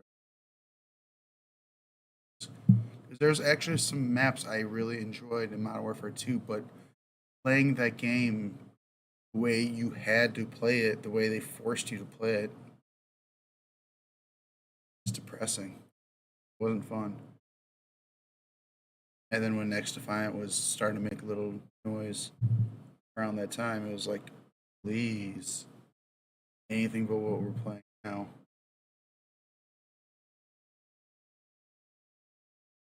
But in my opinion, it's how vocal they have been and they've implemented.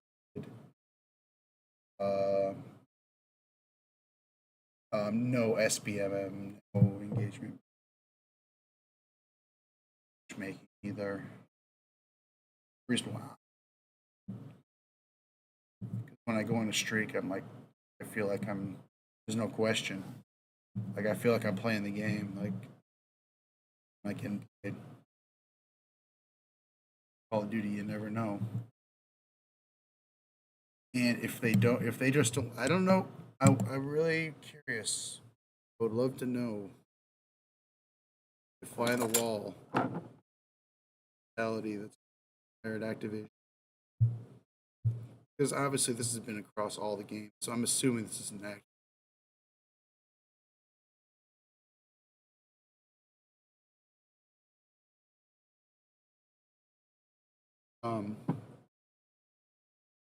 Unless they straight up address it. I know that they kind of did.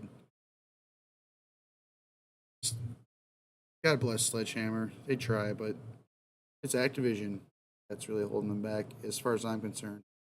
And if they don't straight up address SBMM, EBMM, Black Ops 6, like, is only good for continued success. Therefore,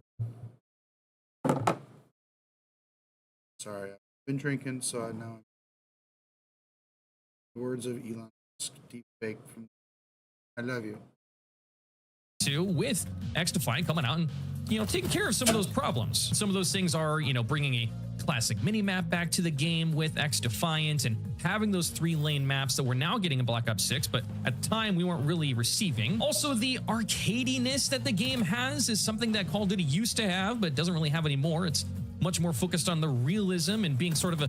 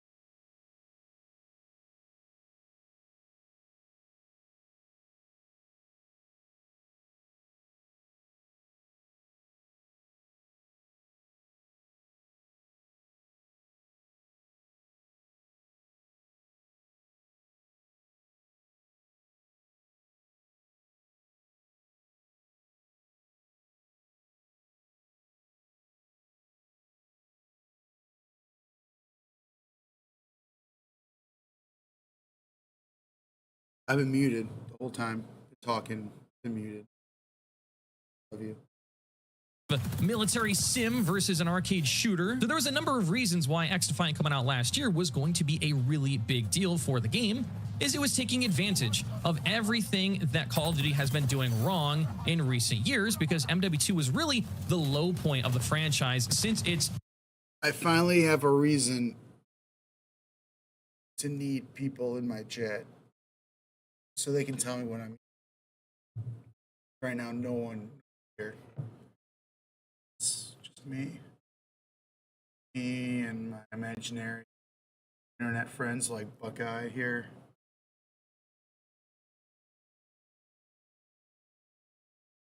Just find this. Y'all know. Just us, buddy.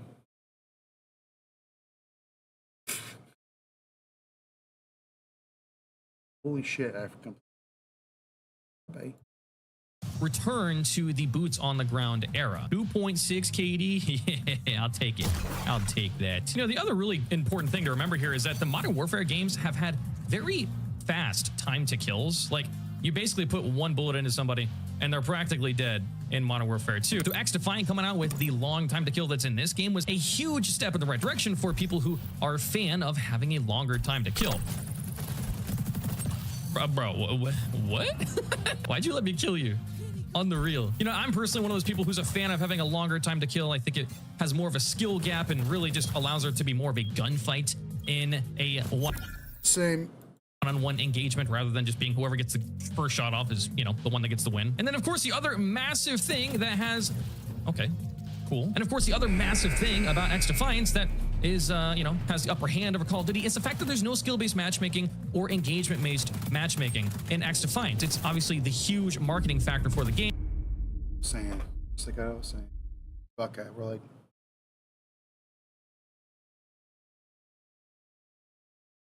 it's the big thing that everyone is absolutely enjoying so much about the game. And all these were things that was just a huge boon for XDefiant in the battle of XDefiant versus Modern Libertad. I'm a big fan of Warfare 2. That's why people got so excited about the game initially. And if you guys are excited about XDefiant, I need you to subscribe to the channel today. Can you hit the sub button real quick? We're trying to hit 10,000 subscribers. If you hit the sub button today, you're going to help us get one step closer to that, all right? I appreciate you. But you know, unfortunately, XDefiant got the major delay last year that pushed the game back for like 8 months from its initial expected release window. So, you know, the window of opportunity that XDefiant had during the low point of Modern Warfare 2 just completely fizzled away because Modern Warfare 3... I'm just glad it's finally out. I was getting real salty. At least. I'm just glad it's out. I knew it was going to be special. I really came out and fixed a lot of the problems that MW2 had. A lot of the major things that people complained about were adjusted and fixed in Modern Warfare 3. Not everything, of course. There's still a number of things that people are not a fan of, but by and large, a lot, and I mean a lot, of the issues that people had with Modern Warfare 2 were adjusted in Modern Warfare 3. They brought back faster movement. Slide canceling was a thing. They had significantly better maps. They fixed the mini-map. They brought back the traditional way of mini-maps working. All in all, the game was not perfect, certainly, and it definitely fits the bill of a $70 DLC, but as far as the gameplay is concerned, Modern Warfare 3 drastically improved upon what MW2 had set for us. So for a lot of people, the perspective was that they completely missed their mark by not releasing XDefiant when they had the opportunity to take hold of the arcade arena shooter community. Now, of course, at this point, we've had the release of XDefiant and we've had Modern Warfare 3 out for a while, and you know, I think that there's absolutely a situation where we have two pretty separate communities here. I don't really think that that window of opportunity being missed was a massive failure for XDefiant anymore, because I think the game is doing just fine. And I think a big reason for that is because even with MW3 fixing a lot of the issues that MW2 had, the big glaring problem is still there, and it's the implementation of skill-based matchmaking and engagement-optimized matchmaking. And with that being said, XDefiant has launched with very strong numbers. Mark Rubin announced that within 2 weeks of the game, it already hit 10 million players. Now, yes, the game is free to play, but I've said this before and I'll say it again. Even if a game is free to play, if no one's interested in it, they're still not going to play it. You still have to have a level of interest in order to get people to actually play your game.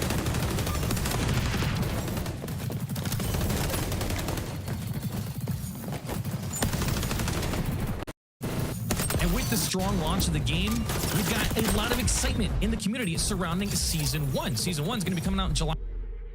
I'm gonna make an outlandish, laughable prediction, which holds absolute. My opinion means absolute.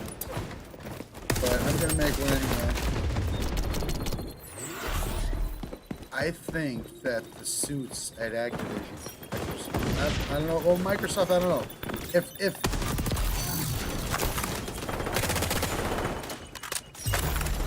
what am I doing? If oh my god, can I please? Thank you. Alright, so I guess the big question is going to be, is Call of Duty going to get rid of SBMM?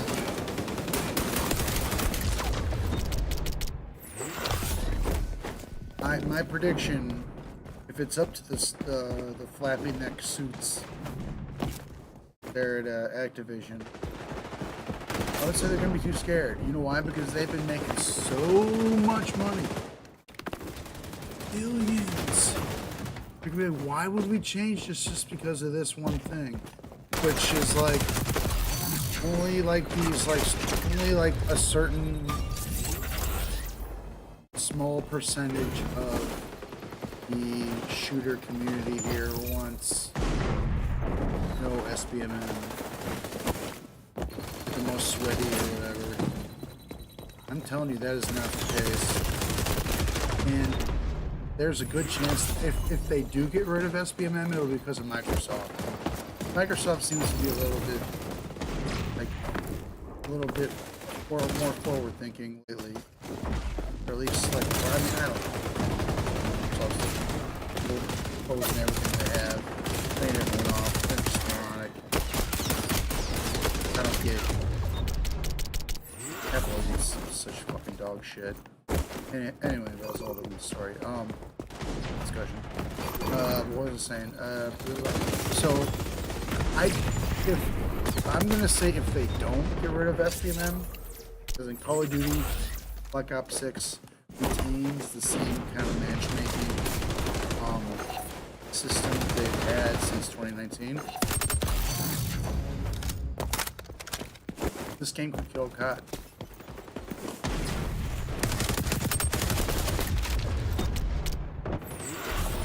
Because I don't know if any, I mean, I'm not like,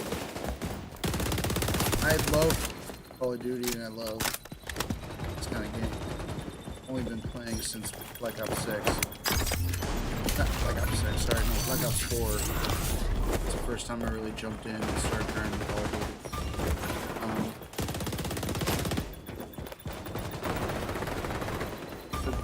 For playing Call of Duty for the last few years, and then like jumping into this game, knowing that it doesn't have skill-based matchmaking, and knowing that,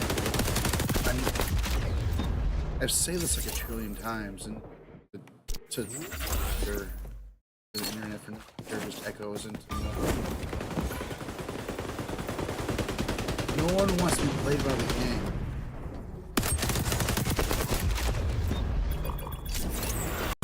People want to like anyone who thinks that like it's cool to like manipulate a player's experience to keep them engaged or whatever is anyone who thinks that's a good idea has never played a video game and are like pretty moronic, sick, and like have to know that if like the players like really understand that they won't play the game. Even if you suck, you want to get better, and you will get better if you play. I mean, you play a lot. I mean, whatever. People play casually. I mean, but I'm whatever. I don't even, there's like this whole like, I guess there's like all this, you know what, I don't know.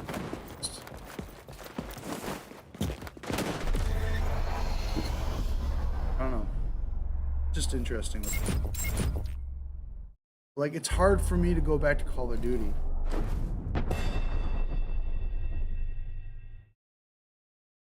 Because, like, when I perform on this game, like, I feel like I'm performing.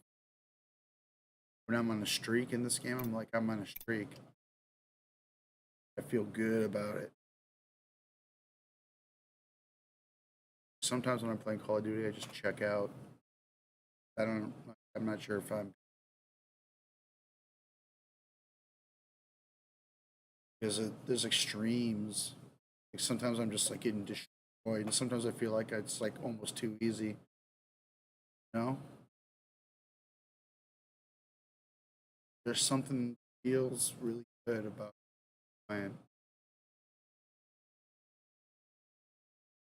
I mean, as far as like what they're doing, I don't know what they're doing with the matchmaking, but it's just like, yeah, like my biggest fear is like down the line, same kind of just matchmaking.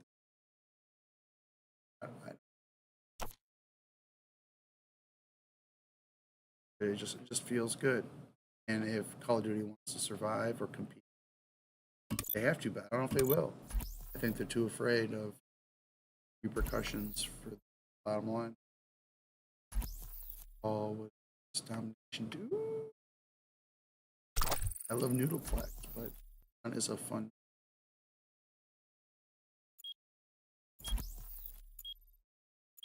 Matter.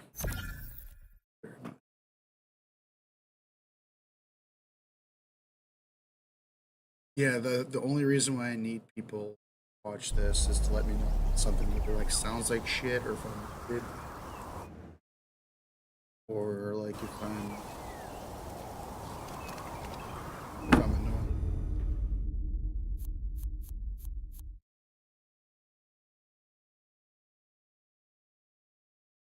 Come on.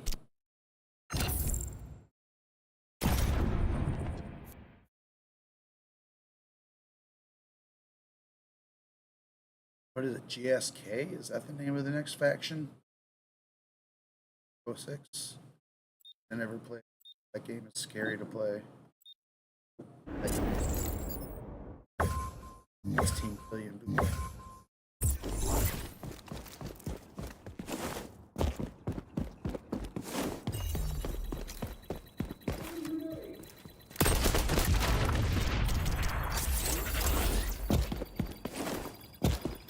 I like the game to be competitive, but I don't. Brutal's fun too.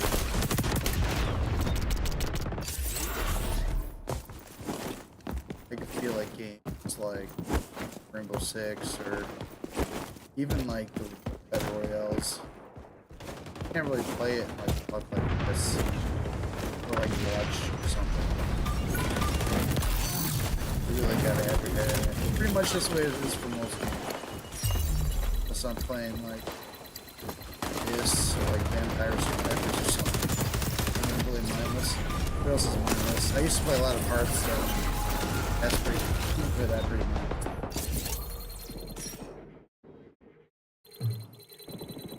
There's so much like sort of go spinner.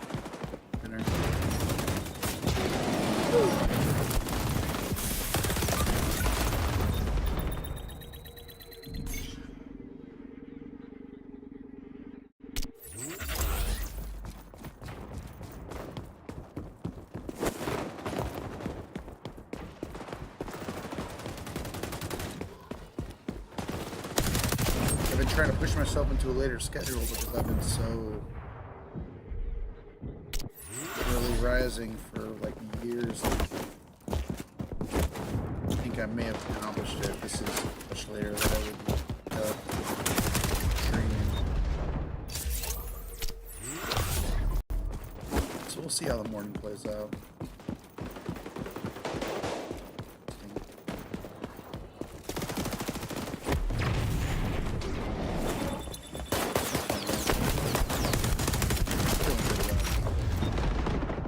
About my life in general, to be honest. I have bad mood swings, and I definitely need to work some shit out, which I really like.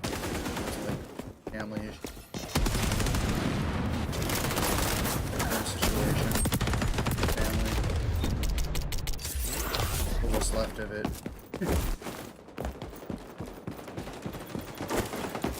Besides that, I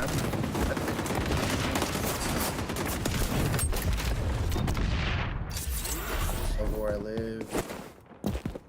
Have a good job. Spare time, I stream shooters. That's kind of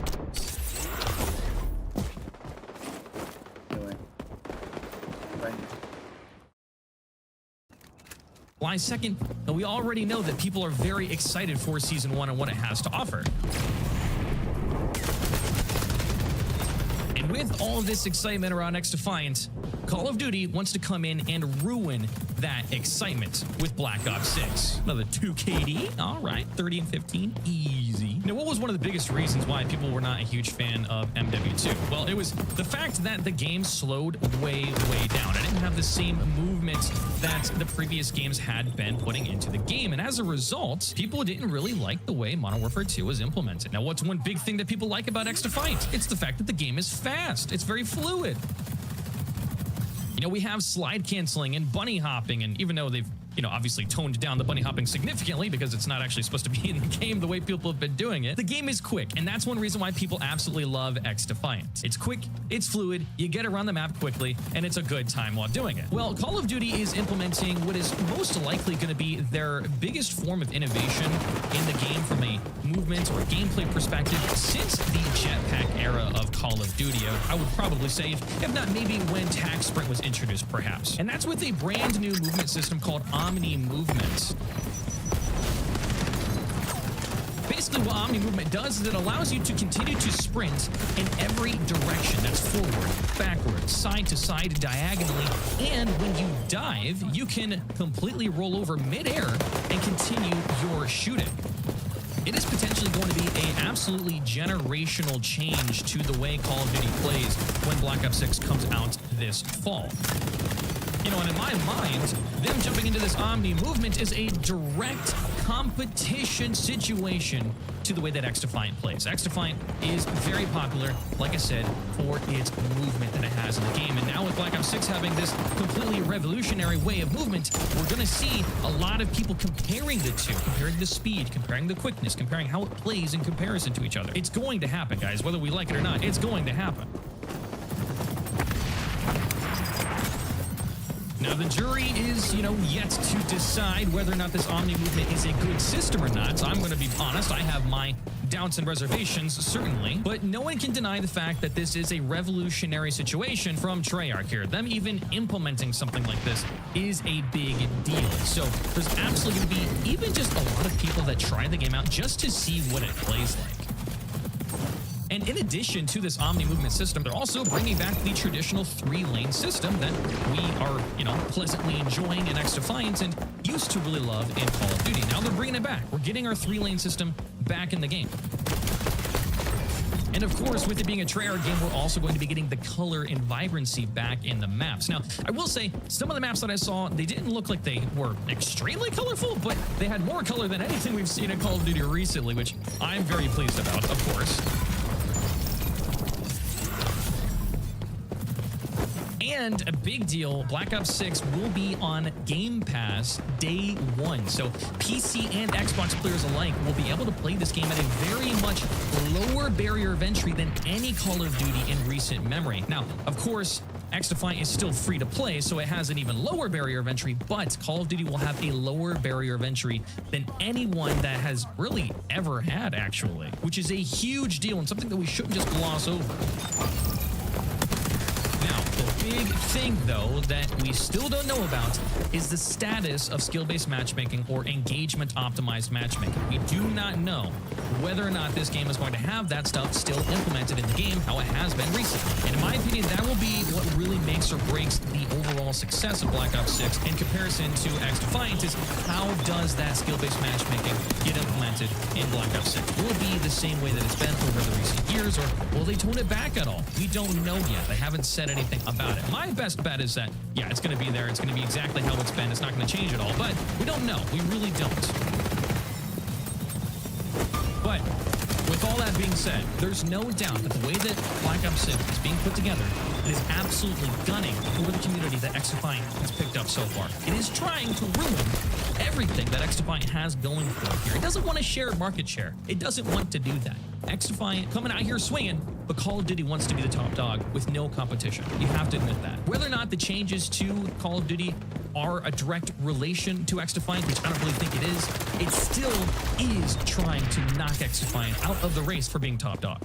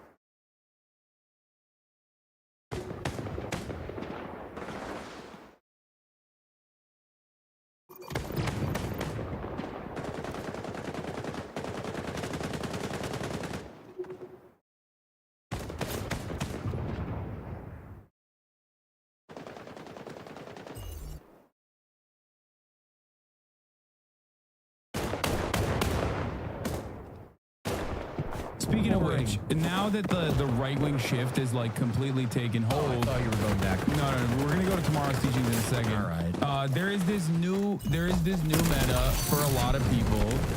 Like the No Jumper podcast definitely plays a role in this as well. Where like white people saying the N-word. There's a new lady. Does anyone have the original tweet, the original TikTok from this one woman who just straight up was like saying the N-word and then doubled down, triple down, quadruple down on it, lost her job, and is now like very obviously trying to create a career for herself with this white lady. Thanks, Black community, for helping to launch my new career in conservative media. You all played your role well, like the puppets you are. Heart. It's like I don't. Everything is so sick. This is like a degenerated mirror of the media environment when it's like more deformed, replayed even worse, and just spiraling. Yeah, I don't even want to show. That's what I'm listening to later. Yeah, I'm the one who just goes, he is Jew. Oh, that's what I was gonna. That's me. Oh, okay. So it's me trying to start a rumor. So this was the OG post, right? Yeah. Married to broke ass niggas. And they don't care. We don't give a fuck. Like money.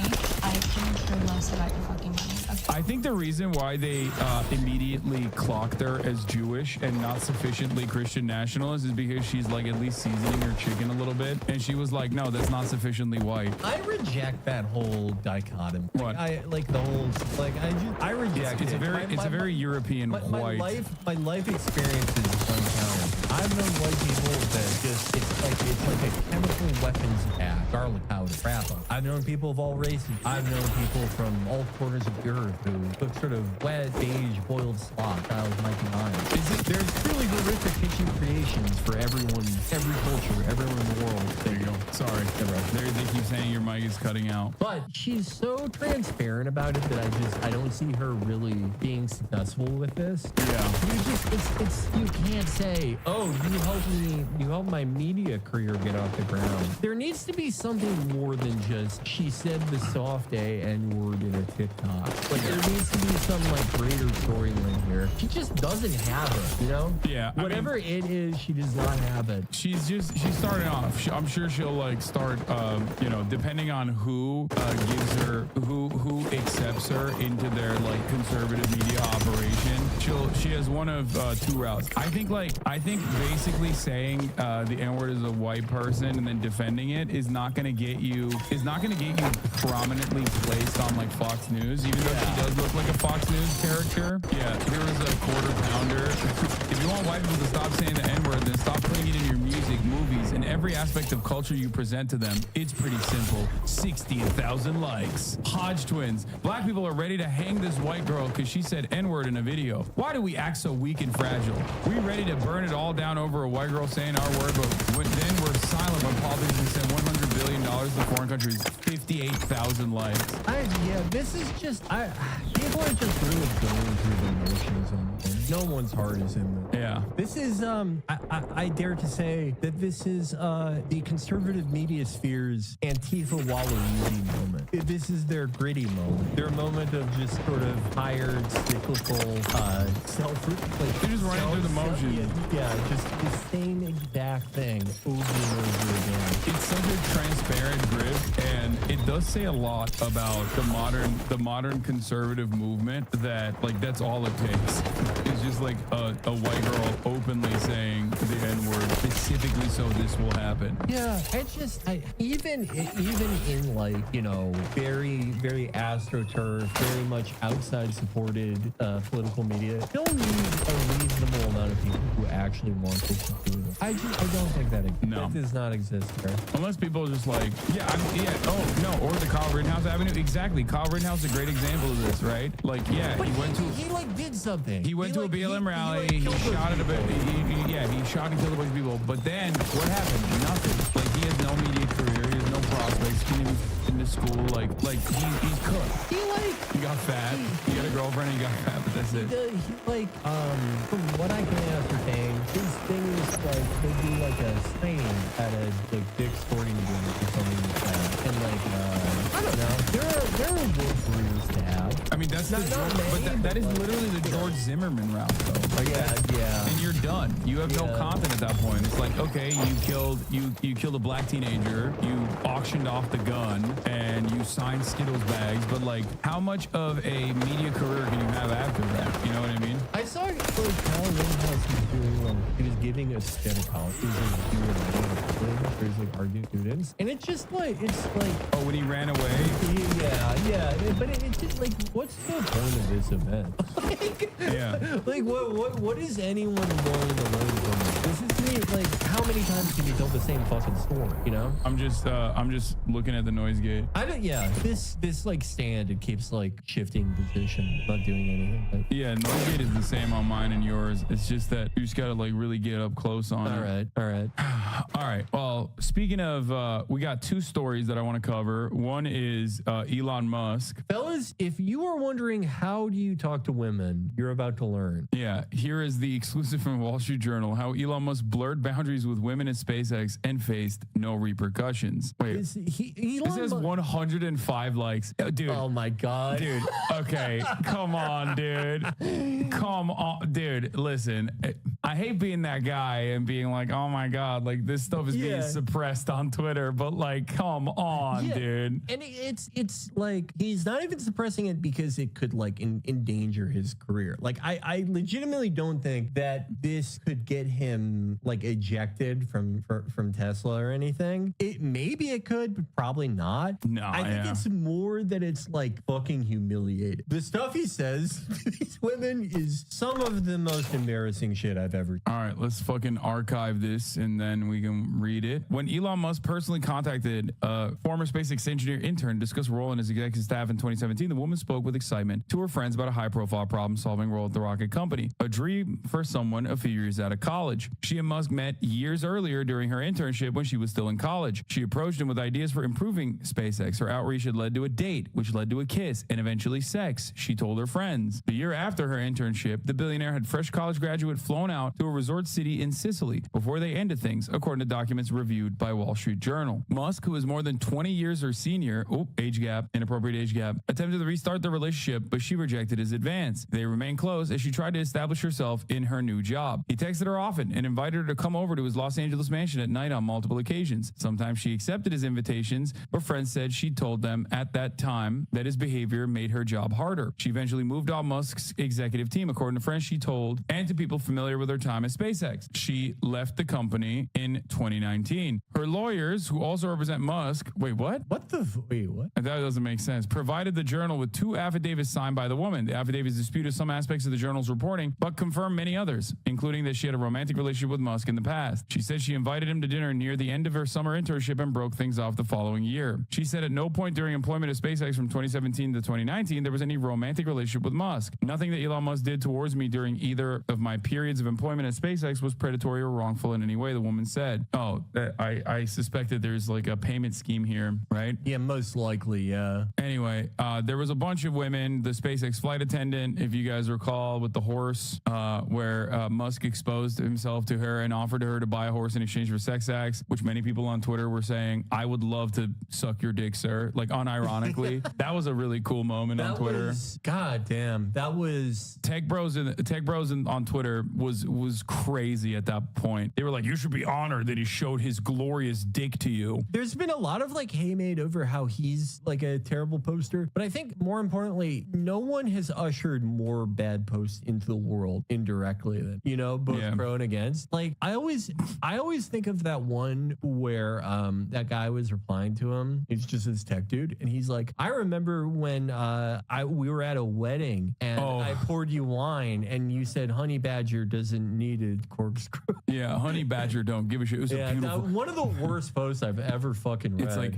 It's like that was a more glorious moment than the birth of my firstborn. Yeah, it's if someone has the words. Oh yeah, you ordered pizza. Clutch move. God damn. Like if you have the word investor in your bio anywhere, you are riding that thing like crazy. That is in the halls of some of the greatest tweets of all time. Like up there with Ninja being like, my braless wife is giving me a sandwich. Yeah, it's in that exact same pantheon. Yeah. Other behavior by Musk, including his use of illegal drugs, has raised concerns among some executives and board members of SpaceX and Tesla. Musk has used drugs including LSD, cocaine, ecstasy, mushrooms, and ketamine at times with some board members, the journal has reported. I mean, you can't be hating on a player, dude. He's having fun. Oh, there it is. The both posts are so fucking bad. I don't like the taste or effects of most alcohol, but there's something quite beautiful about red wine in a fine glass. God. But like you see that post and you're like, it can't get any worse than this. I remember pouring you a glass at a friend's house in San Francisco after another mutual friend's wedding in 17. I was decanting another. You didn't want to wait. Honey Badger drinks when he wants. Fuck me. Eyes closed, laughing, crying emoji. I made the clutch move of ordering us pizza at 1 a.m. ... But the ... is the worst part. Like, I think it's the worst part because that's like, dude, the level of dick riding, it should be illegal. Like, this should be illegal. You should have some shame. The ... is what you do. Correct. When you're like 25 and you don't know if you're flirting with a girl or not. There's just something that like really makes my skin crawl about its placement here. Pizza at 1 a.m. is so clutch when you're 13. Yeah. These guys. I'd argue whenever. Yeah, the dude was pregnant after that tweet. Yeah. Yeah. This isn't like, God damn, Peter. Peter, you're a real guy. This is the kind of shit that makes me understand that, like, it makes me understand the dudes who are like, my lord, prima nocta, my wife, my lord. She is your concubine. It would be my greatest honor. Yeah. No self. Son will never know who I am. Hear anything I ever say, but his British accent thing.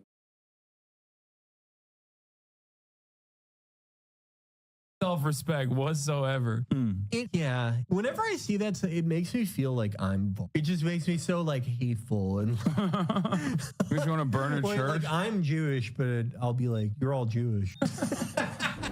I don't know. It just makes me feel that way. Didn't he burn a church too? He did. He had the smoke for everybody that's not pagan. He did. I think he's so cool because like he could like when he got out, he could have been like a right-wing megastar and all these like American guys like, we love you, Var. Like, you're Christian? Yeah, you're fucking Jewish, pal. Fuck you. It's great. Like his program of action, like actively makes like Nazis less dangerous. He's not saying like go shoot up like a mosque or something. He's saying like you can't win. The Jews have already won. So like go live in your car next to a farm and have like 14 kids. You live in a car, bother your neighbor, pretend that D&D is real, play My Frog, because just wait for it to come down. I guess it's like he's probably saved lives through the program back inadvertently. Yeah, the real problem is they just don't follow. Not enough people follow Varg, is what you're saying. Yeah, they should be following his way of existence. Little peek behind the curtain. I wanted us to play My Frog. This board game? Yeah, I wanted us to play it on the show, and like no one liked the idea. I was the only one who. I love that. And like my reasoning was like I'm the thing that he hates the most. Like he's most against like my whatever you want to call it, ethnic group.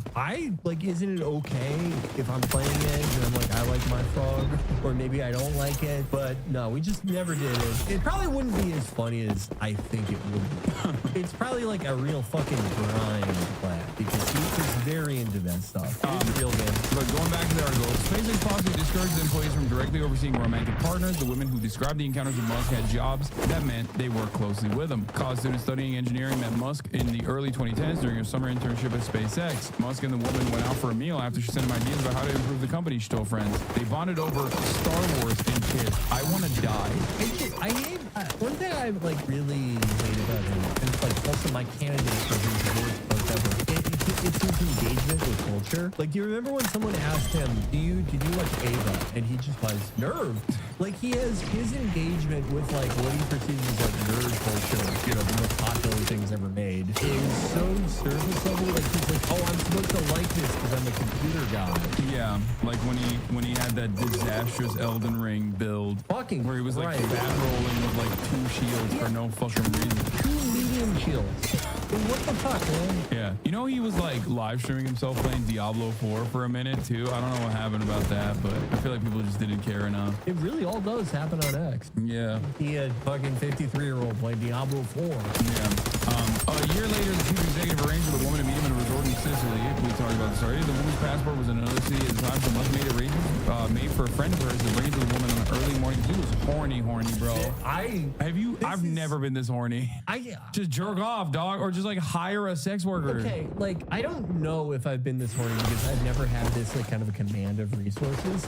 Like if I had a private Air Force, I think it's hard to say. I've been back in the gym the last 2 months. I've been lifting again, and like my internal levels are going up. Internal T levels are back up. I was able to clean your 2 plates the other day, so like you're back up there. But even like I don't think at this age, even if I had like $50 billion, I think I could get just below that level of horniness. But I think if I was about to like not even send a jet for her, but for her friend, I'd be like, wait, I gotta jerk off. Yeah. But if I was like that at like 25, absolutely. Yeah, I think I would get to that point. Okay.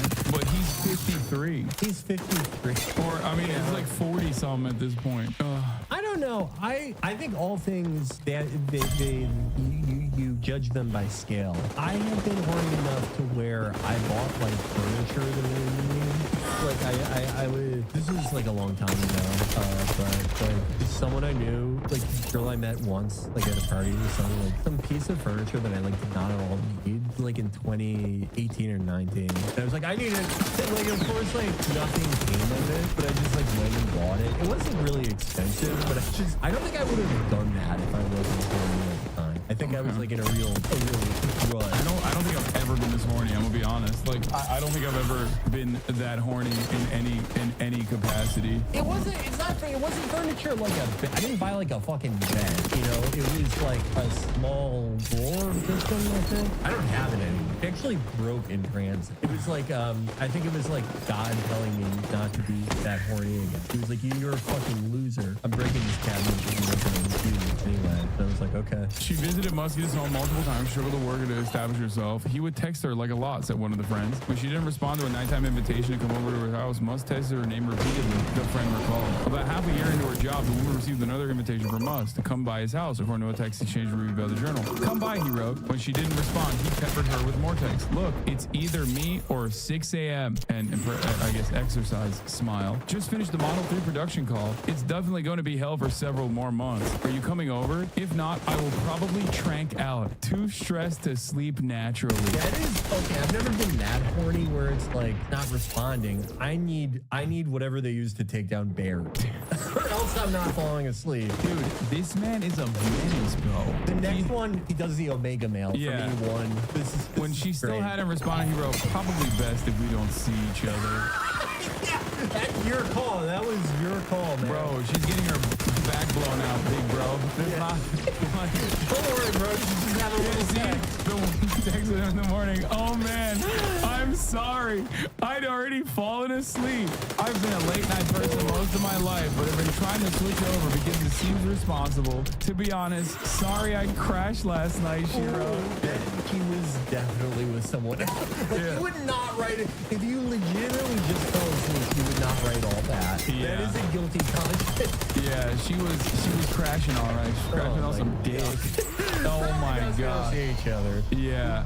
Like, I wish they said how many minutes that was after the one before. It's so bad, dude. This is like, dude, you are one of the wealthiest people on the planet. Like, have some self-respect. What the fuck is happening here? I pride myself. Later that day, she shared the text exchange with a friend. Dude, not gonna lie, the fact that I have mild anxiety, social anxiety, mild society, resulting from imposter syndrome definitely makes this job harder, the woman wrote in a text, and that's definitely exacerbated by Elon's behavior. I was wondering about that, her friend responded, so badly. I mean, if hanging out with him stresses you out about work, maybe you might want to let things chill. I don't know. Okay, this dude's trying to hit. Yeah. There's no hero in this story. Yeah, the other dude's trying to hit. The other dude was the one hitting. Yeah. Well, I mean, I think he broke up with me this morning. If I interpreted that last text. Look how happy she is about that. Oh God. Oh no. Oh, She then sent her. She then sent a copy. She then sent her friend a copy of most string of messages asking her to come over. Why are so many of my men? Why are so many of the men in my life so weird? She wrote. Like you. It's Elon Musk. Of course. Weird. It's so true. He's fucking weird. Oh my God. He had a Skyrider fly over her house the next second. Yeah. I actually, I've decided to focus on work. I won't be seeing you anymore. The woman said in an email provided by her lawyers that her comment about Musk breaking up with her was a joke. His text message to her, she said, was not referring to a romantic relationship. She said Musk's lack of interest in roles such as hers is what made her job more difficult, and that her background expertise made an already difficult role even more difficult. She said in one of the affidavits that she and Musk texted frequently as she supported him through difficulties, including issues at Tesla and his divorce from actress Tallulah Riley. He was married to Riley when the woman and Musk were in a romantic relationship years earlier. They divorced in 2016. Okay, I want to see more text messages. Give me the good shit. You know what I mean? Like, I don't give a fuck about all this. I want to see more of the. Yeah, civilization is going to crumble. It might be under there. Oh. Because there's something about him trying to knock up a few more girls. Oh my God, he's spoken to the need to colonize Mars to protect human species. If I don't have more children, civilization is going to crumble. Mark my words. Musk said in 2021 in an interview with a journal. Musk had children with an employee in 2021. He and Siobhan Zilis, an executive at Musk Neuralink brain. Dude, this company is so cooked, okay? I didn't even realize that the person that he fucked was one of the executives at Neuralink. Yeah, look, man, I wanted more than anyone for Neuralink to not be bullshit because, like, think about if you could play Sekiro by like Decker. That'd be sick. Like, it just like it tricks your brain enough in thinking that you're fucking wolf, but not so much that you like die. Like, how fucking cool would that be? Like, VR's pretty good sometimes, but I want, you know, whatever fucking happens in the Matrix. But the fact that this is going on in the company, they're not accomplishing that anytime soon. She responded to Musk's offer. I can't possibly think of genes I would prefer for my children, Zilis is quoted as saying in Elon Musk, a biography by author Walter Isaacson. But the woman at SpaceX declined Musk's offer. She had continued working for Musk after he asked her to have his children, but their relationship deteriorated. Besides the baby allegations, Musk had denied the woman a raise and complained about her performance, according to people familiar with the matter. The woman received an exit package of cash and stock valued at more than $1 million, according to a person familiar with the agreement. That's awesome, though. That's kind of like, get your money up, be around Elon Musk, be like somewhat attractive, and he is going to try to fuck you, and then you can get a fat exit package. Yeah, I wonder if there's like a final tally on how much fucking buying companies spent. Yeah. It's probably so procedure. Like, they probably have like a form. They form 10-9B if Elon Musk tried to knock you up at work. A bag and a horse. Yeah. What is this? Emailed her after the party to thank for her. Okay, this is boring. 17-hour days. She gave this account to her friends and following. She and Musk drank and chatted. Musk told the woman she had both beauty and brains and continued to compliment her. They had sex and spent much of the rest of the night talking. They saw each other again at his house in mid-December 2014 after Musk's children were put to bed, according to text messages. I'll see you at 11 or so, the woman wrote in a text to Musk. Okay, smile. If you get tired or don't feel like it for any reason, no problem to cancel, he replied. Oh, he's not that horny here. That's good. She said she didn't want to cancel. I might send a note to your house security only to let them know I'm coming to drop something off or something so they're prepared. In bed the next morning, Musk promised the woman Tesla stock for unpaid work she had done for him at the car maker, and his personal life she told a person close to her. Musk told the woman that if the relationship ever became public, they'd have to say it started after she left the company. The woman later told that person and another friend. Later that December, the woman asked Musk if she could enlist SpaceX information security employees to check her email account. After they discussed the possibility of her email getting hacked, Musk granted her request but urged her in email to delete anything you don't want them to see ahead of time, including from sent folders and trash. What? Lawsuit filed the day after this was published. Musk, SpaceX hit with sexual harassment lawsuit from 8 ex-employees. Oh man. I really hope we get the transcripts. I mean, if there's a lawsuit, we probably will. Unless, I mean, fucking God. He most likely. The transcripts are going to be perfect. Have you ever seen Night at the Roxbury? I mean, you want to come to my house? Why is he Count Chocula? I don't know. That's kind of just how I hear him. Have you seen Tate's phone wallpaper? I mean, that's the guy who rocks. Yeah, if nobody's got my bag, I know I got my own bag, you know? Yeah. I have been my own lock screen, but it was a picture of me with my friend. I think that's different. My parents were traumatized by this whole experience. Although there's been so many times that, right, I'm getting on a plane to England and I'm never going to see you. Really? No. No, not really.